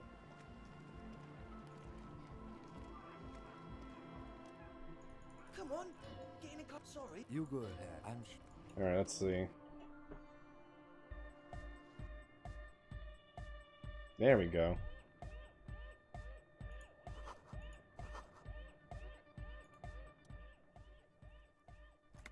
Hello, I'm Andre.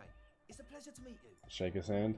His grip is strong, sweaty, and warm. He's trying to project and inspire confidence. This is my posse. Noid. The young man with the earrings looks at you suspiciously. And Egghead. Egg! Egg! Together with a Cell Burger, who's out there right now, doing some seriously progressive sonic experimentation. We like to think of ourselves as music venue organisers. Wait, how many music venues have you organized? We have many in the pipeline, officer. Oh, pipeline, I see. That means they haven't set up a single one yet. Why are you here? See, we've been all over Jamrock North, prospecting for real estate to establish a new venue. It looks like he has a mustache, but it's just the weird way it's drawn. It's weird. Also for talent. He's egg. Yeah, thank you, Egghead. And while there is no shortage of raw, unfettered talent spinning tapes in Jamrock, we've had rotten luck with the real estate part. Place is a shithole. I like that David Bowie looking man. I apologise for my friend Noid's potty mouth. I realise this is not how you speak to a police officer. He has authority issues. I will, lawman. Which brings me to the problem of occupied ecclesiastical property. I bet you've noticed the derelict hive of narcomania on the coast. What are you talking about? I'm talking about the church, and I'm not exaggerating. Even a place of spiritual refuge can become a magnet for all sorts of dope heads and burnouts if left unattended. Dope heads. Burnouts? Well, I'm sad to say, that's exactly what happened. Sad because we were just about to put Martinez on the map with one of the maddest dance clubs in Jamrock. Nah, strike that. In Revershoal. Alright, let's... Oh, I can't look at that yet, huh? Strike that. The blood. And sadder yet, because the dope heads and burnouts hold up in there are the worst kind.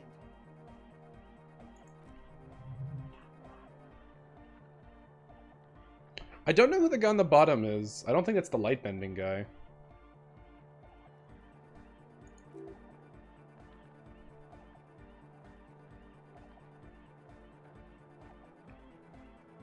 God, this calls for an opinion. You're an expert in those. I won't stand for narco... Oh, wait. I don't know. I'm a bit of a dope head myself. Oh, it was just like that. It would be fine, but they're also spooky. What exactly do you mean by spooky? I was hoping you would be the judge of that, officer. All I can say is their spookiness is the kind that keeps us from restoring this church into a community center and place of spiritual refuge. Also, they don't heat or clean the building. Shit's gonna collapse. People just want to spin tapes without them spooking it up. Place has bad signs. No one can dance like that. Thank you, Egghead. He turns to you. So you're gonna look into it, right? It should be police matter. Getting them out. Whatever spooky stuff they're doing. And I'm sure it's not just the ecclesia it's meant their property for. I'll look into that, I guess.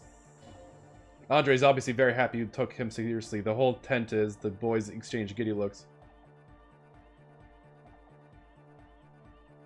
You mentioned some ecclesiates on the church. Who are these ecclesiates? Oh yes, that's a meteor name for the founding party. Thought it'd be cool to use it. If you don't know what the founding party is, that there might be a way to mask it with minor demagoguery. Now humor me, Andre. What is the founding party? Come to think of it, I've never really looked them up. You know, I can't even give a precise definition, but they're very powerful. Religious organization. Good. Now let's talk about something else. Yes. Did you put the padlock? Yes, I asked Noid to install a measure against more drifters wandering in. It's a temporary fix, just something to contain the situation. I need the key, buddy. Of course, Noid, give the officer the key.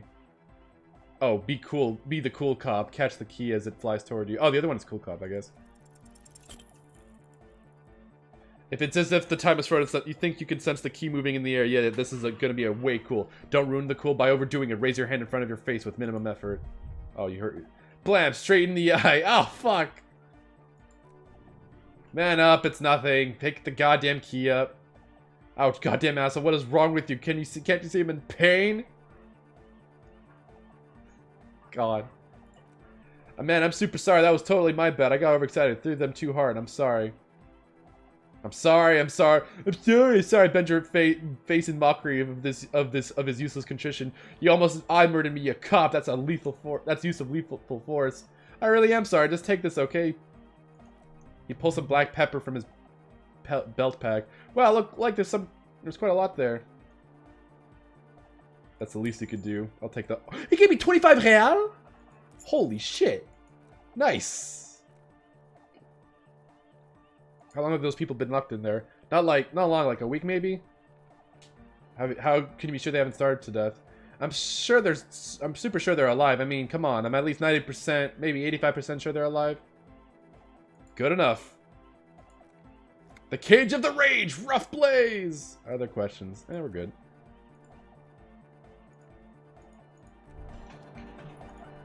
All right, let's look at this before we leave. I hope we don't enter the void again. Attacking physical objects heals damage. Oh, that's nice.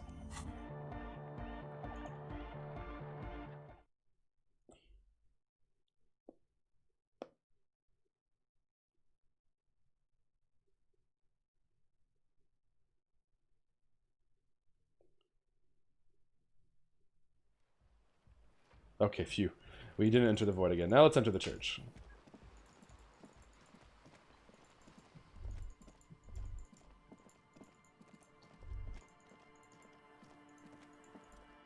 You see the seagull up there remind you of anybody? Me? Exactly. Why am I like a seagull? Think about the seagull story. It's the one of endurance and adaptation. The seaside was paradise once. They were birds of that paradise. Then their paradise became shit city. And what did they do? They became urban survivors, eating burgers out of trash cans, killing and eating pigeons. No time for that sentimental bullshit. They're hustlers, getting shit done. They're one pair of track pants away from gangsters, just like you. Hold on, have I ever eaten a burger out of the trash? You have. The body remembers. Oh, that's sad. But I'm not like that. I'm still romantic. Sure, inside, but outside it's a tough world. You've got to do whatever it takes to survive, and you do. Question is, will you admit to it? Okay, well, let me consider. Good boy. I guess I am a bit like the seagull. Oh, thank you. Exactly, the seagull does what it takes, and so do you. You've got that same spirit in you. When that time comes, you'll push yourself. Oh, now we're a seagull. Sick. I thought it was a cockatoo, but I guess I'm a seagull now.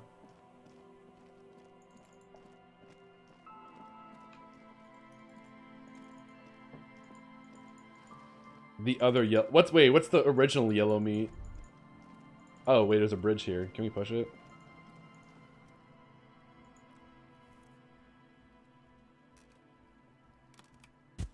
Well, that's nice.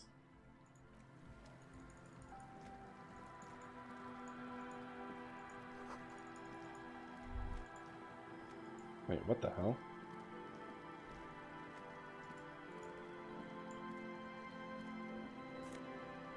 Oh, what? What? There's stuff in here?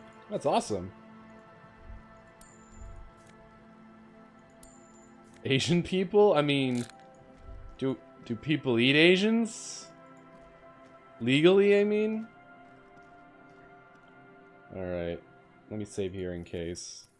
I think I know what's causing the void. But, just to be safe.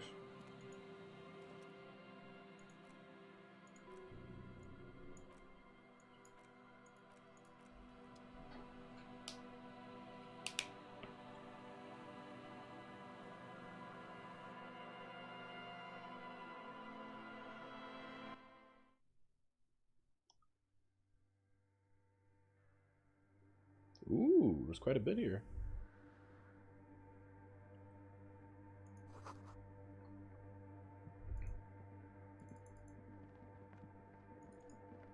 Should walk here, not run.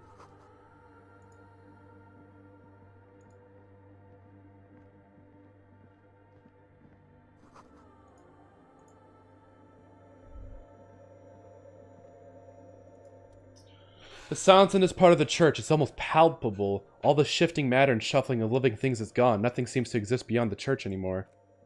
Maybe you were to stand in just the right spot, even your footsteps would be completely silent. Wait, I think I still hear something. And then it's gone, almost all of it, but for the faintest of hums. It seems that sound here is detached from its source somehow, if not blotted out outright. Truly unusual. Yell as loud as you can. Your voice is barely audible, not a howl, but the softest of whimpers. It's unnerving. Stomp your feet and clap your hands. What's happening? The lieutenant points to the ears and shakes his head. Then he leans closer. Can you hear anything? Almost nothing, and it's beginning to worry me. Or can't hear shit, rather. I wonder why. The church was built with such strange acoustics. Maybe they wanted to discourage singing and dancing.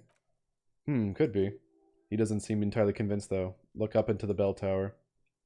Ooh, that's a perception check if I ever saw one. Fuck it. Nope, we're not finding anyone.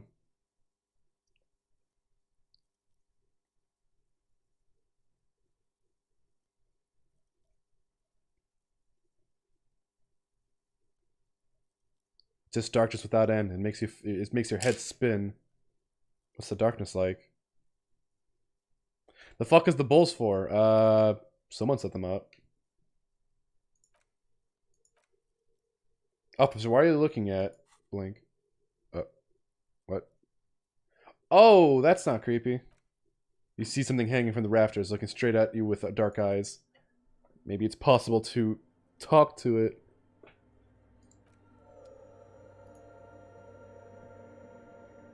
Hey, you.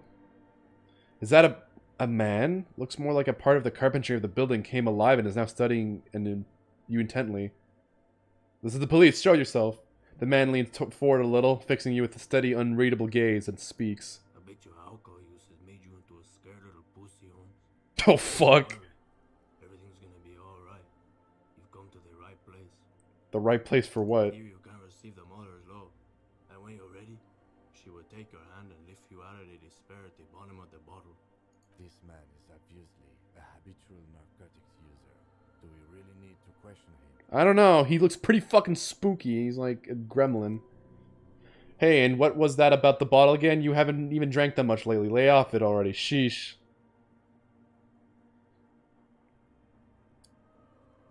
Oh yeah, sure. You don't know anything about alcohol use. You got it all under control, eh? I can smell the control. All the way over here. I'm doing just fine, thank you. It's hard to admit you got a problem. I was like you once. Couldn't take an honest look into my own heart and see I was in pain. You know, actually, since we're here, you may want to pay attention to what the ceiling climber is saying. Oh no, fuck you. I get the... You know what? I'm gonna drink right now. You can't fucking... Oh, I can't drink right now, actually. Look at these crazies. What is this shit?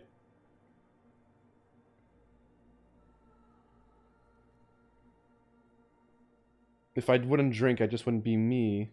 The grave's coming for your little identity sooner than you think, Holmes. You sure you're ready? The mother could set you free from all that shit.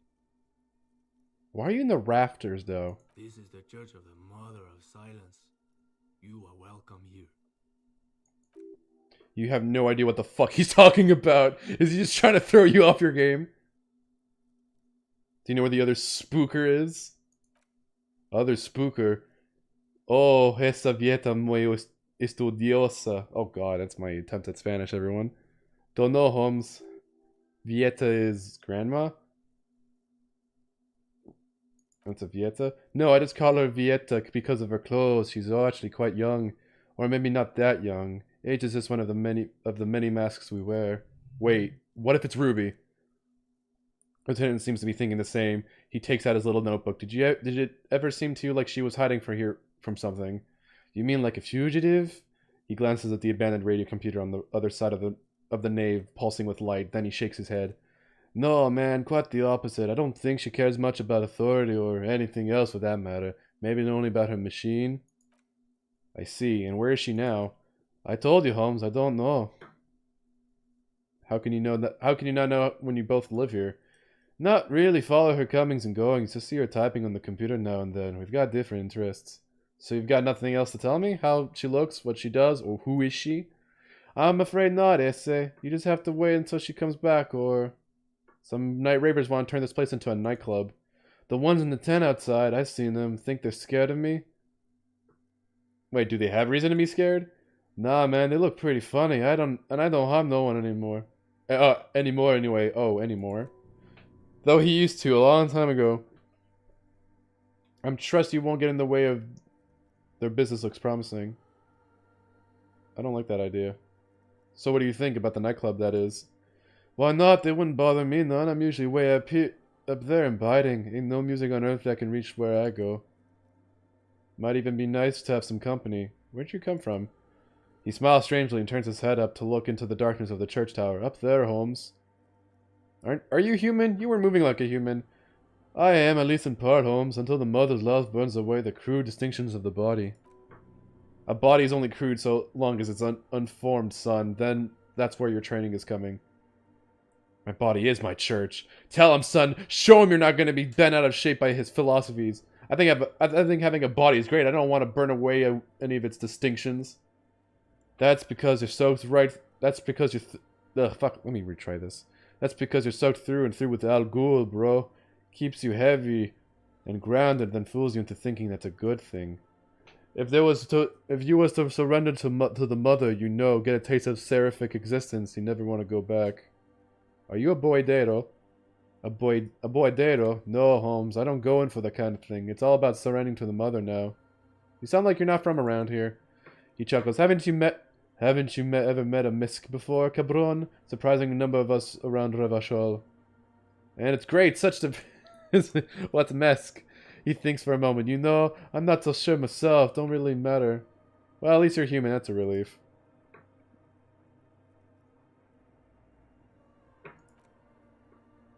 That's it. Alright, well that's a strange man. We have 9 minutes left. Let's investigate this crash. Actually, wait. Let me...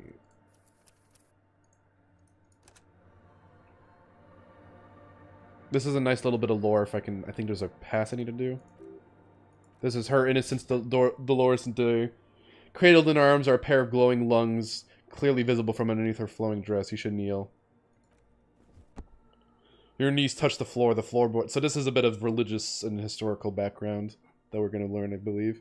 Your knees touch the floorboards are hard and cold. There you kneel among the snowdrifts, diffused lights falling on your hands from beyond the glass. Close your eyes first. The world is silent, but for the creaks and cracks of the massive wooden structure behind you, it covers you from the wind outside. Cold air seeps in through the crack in glass, cooling the sweat on your forehead. It makes you shudder. Open your eyes. It's a very nice stained glass, I guess. It does not look like a... The woman looks down at you kneeling. She towers among her followers, architects, laymen, courtiers. There is a sad smile on her lips and a glint in her green-blue eye of what? Compassion? Remorse? She acknowledges the passing of someone who is still alive. It's morning. As that terrible word passes through your mind, the lieutenant draws an X-shaped cross from shoulder to shoulder. Do the same as you get up. Your fingertips touch your chest 4 times, and you rise from your knee. Ooh. So we have visual calculus. How did I know this is the mother of humanism? Let's find out. Yes. All right. Time for some lore. Despite the damage you've done to yourself, the title appears lodged into your hippocampus. This is her innocence, Dolores Day, the innocence of humanism, internationalism, and the welfare state. Perhaps the most famous human being ever to have lived.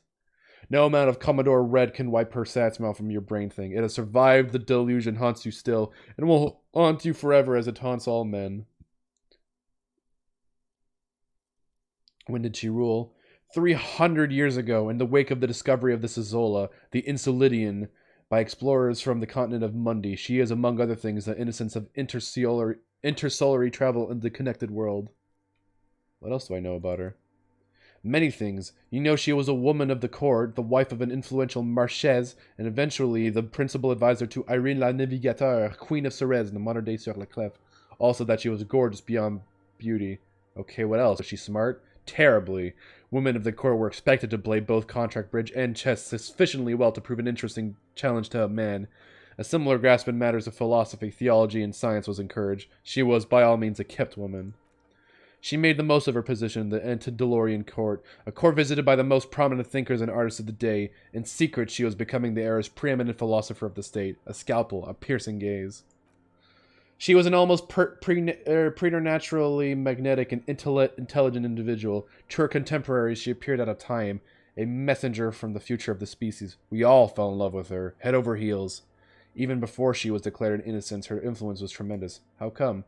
It was on her advice that Irene la Navigateur sponsored a number of voyages into the Pale, a costly, often tragic endeavor ultimately vindicated by the discovery of the new world, the piece of reality you're standing on.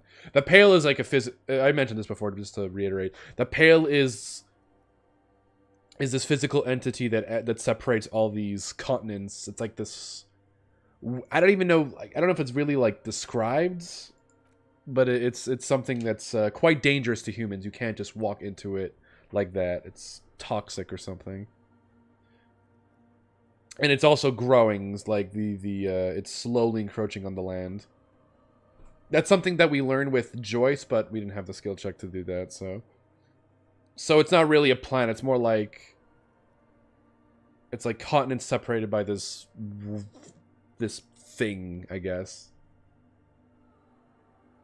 Wow. Wow, indeed. When her innocence was declared and the queen she had advised for years fell on her knees before her, she was so overcome with emotion that her lungs started glowing in her chest. Bystanders reported golden filaments lighting the already sunlit chamber around her, clearly visible beneath her dress. What is it? What exactly is an innocence? The highest category of historic individual, an embodiment of the world spirit. A ruler? More, an innocence is elected to official by the founding party, a precedent that has taken place a mere 6 times in the entirety of history. The legal system of the Real Belt is built to accommodate innocentic rule should it coincide with our time. An innocence is infallible. The decisions made by one are not decisions. They are inevitabilities. What would have happened anyway only accelerated, packed into decades instead of centuries. And an innocence is a continuous compressed event, a sacred human being. It is an honor and a glory to live when one is in office. Is one in office now? No, we are alone. I want more. As did we all, the lands of Mesk and the Occident have even far away supramendi, altogether 21 of the 40 mondial nations of the time, immediately accepted innocentic rule, even before her crowning. In a city called, what the fuck? Advesparashit, I'm gonna say that, in Vespa Messina, her homeland. The name of the city means evening comes, but it happened on a winter's morning with the canals frozen and slush falling out of the sky. She was dressed in a white and pearl dress on an emptied-out plaza, with the crowd far away. Already her terriers, the secret servicemen of the innocents. Excuse me. She must have been beautiful. Oh, yes, she looked like humanity's young mother, a perfect mother, insultingly beautiful. It was as if her face and shoulders and hands were covered in a soft down of under feathers. You know this well, very well. It's interesting, because she's both... Because a lot of what's being described sounds far-fetched. She appears to have been a real woman. Although how much of this is true, who knows? Probably a lot of it is exaggerated. Midwinter snow was beating the cobblestones around her. A small attaché of officials stood by as her Therias placed a white gold wreath on her head. The crowning was mostly witnessed by Secret Servicemen. Then what? One of the men in the Secret Service killed her 22 years later. A young man who had come to suspect that Dolores Day was not entirely human, but something else. What? And Jesus was a real man. Something that had walked in our midst, watching us stumble for hundreds, if not thousands of years, until they decided to interfere. Yeah, I guess you would be like a Christ-like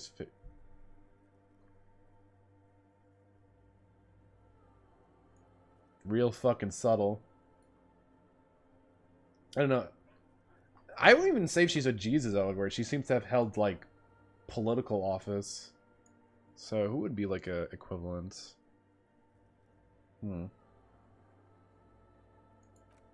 Dolores Day was shot in the chest with a fowling piece 8 times. The man, thought to be insane, said he once touched her and her body had been unnaturally warm, like a furnace, and that sometimes while on duty he observed her forgetting to breathe for over 10 minutes.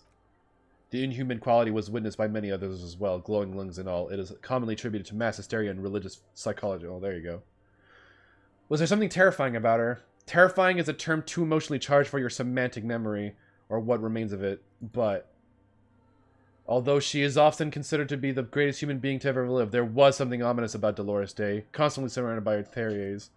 She was the most socially secluded and least self-aware of all of the instances. Some modern thinkers would consider her a war criminal for the campaigns she waged against the Mesk state. And then there was the then there were the resettlement programs. What happened? The Mesk state tried to detach itself from inocentic rule. Parts of the world were experiencing whiplash from accelerating into secularism. So she's an it sounds like she's an accelerationist. It's like, hey, let's do things faster. We gotta get there real fast. Her mandatory education programs and mass resettlement of upstream Magritte were problematic as well. Dissenters were suppressed by a military force she called the Army of Humanity, suggesting those who fight against it are not part of the humanity. She adored chess, yes, but also military war games. Dolores Day often holds a tiny tin soldier between her index fingers and thumb. An icon such as this. She was also blonde, the blondest woman you have ever seen, with green eyes, the color of the Pesantic Mare Interregnum. Little is known of her Merché's husband. It's as if he vanished from history after completing his role, which was to introduce Dolores Day to court. In conclusion, yes, there is something lonely, paranoid, and even terrifying that people seldom mention, but feel when they think of her. This subtle terror is part of her iconography. Lieutenant Fartor, you've stood there for over 5 minutes. Oh, Lord. What were you thinking of, if I may ask? Yeah, war criminal! I mean, why war crimes? What are you talking about? She's not human. Okay. This church, this coast in general, we should linger here. Let's do this visual calculus check. Let's see what happened. A jigsaw of broken shards fall into place in front of you. A ghostly reconstruction of the stained glass window. Before it was shattered, there was an older woman beneath the younger one, and a text, a leitmotif below. The motto, what does it say? Below both women, luminous black letter. Oh, cool. Après la vie, mort. Après la mort, la vie de nouveau. And then along this left side, après le monde, le gris. Après le gris, le monde de nouveau. After life, death. And after death, life again. He nods. After the world, the pale. After the pale, the world again. This exhalation is common to Loren's sacralism. In the early years, it was even incorporated as the Elysium slogan, no more, however. What is an RCM motto now? Justice, union, prudence, and force. I like this. Puts the fear of God back in the faggots. You are brutal and dumb, he says, his voice ice cold. Who started this mosaic? Unknown. Who is this older woman? Is she wearing shade? Oh no, I don't know if she's wearing glasses. It looks like it. The escutcheon on her throne says Irene the Navigator. She's depicted as an older woman wearing thick-rimmed eyeglasses, holding a... Oh, I guess those are eyeglasses. Holding a golden réchauffel, or réchauffel, in one hand and a scepter in the other. This is the queen. Her innocence day advised, above she herself is whole. Small figures of wise men, common men, worshippers walk up the stairs to stand at her feet. Secret servicemen, terriers stand in row guarding her. It must have taken years to produce this work in all its disifying detail. Step back.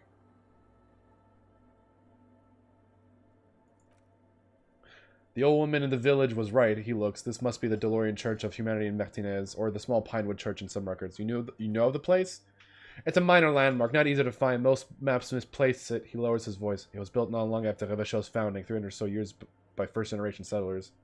What else do you know? There used to be 7 stave churches on the coast. Les Sept Sœurs, they call them. The 7 sisters. Only one remains. The rest were burnt in the revolution or used for building materials. Thanks, commies!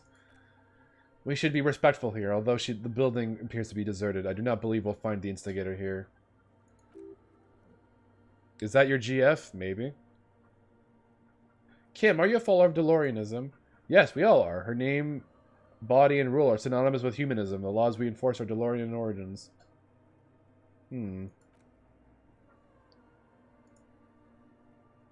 Who's choking? Oh, is that Volition choking him out? That looks like Volition.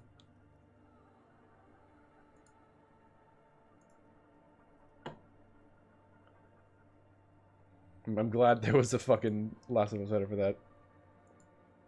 I didn't think you were spiritual. It's not spiritual. It's constitutional. DeLorean system does not demand faith, only accordance. Turn away. Thanks for the autosave game. All right, we just got a big lore dump about one of the I guess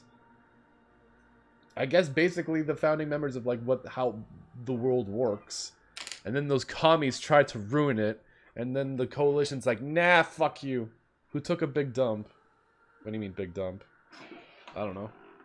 But anyway, that'll be it for tonight. We're making good progress. We're close. You know what? I'm gonna squeeze in a weekend stream just so I get closer to because we're pretty close to ending the game. So if I can fit in some weekend streams, that would probably be that would make it so that I run even the less chance of running into Cold Steel. Because we're I don't want to say we're like just before the end, but we're getting there. So weekend disco, baby. So I'll put one there, and I'll put one. We'll have 2 weekend streams. How's that? They'll be both at noon. Noon Eastern. So let me just put a title for that. Give myself more.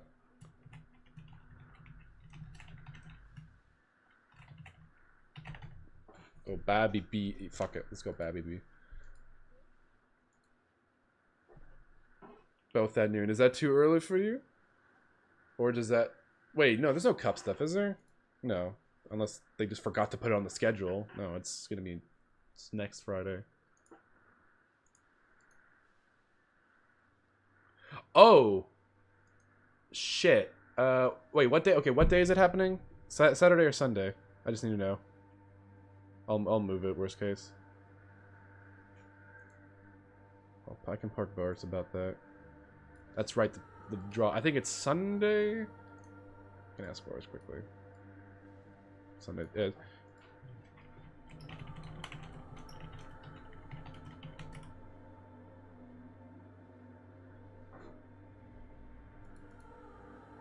I'll just poke him quick about that. Let me get to this.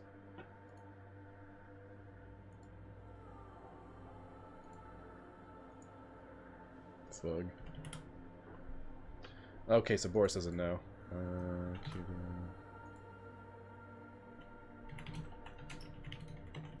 Oh, wait.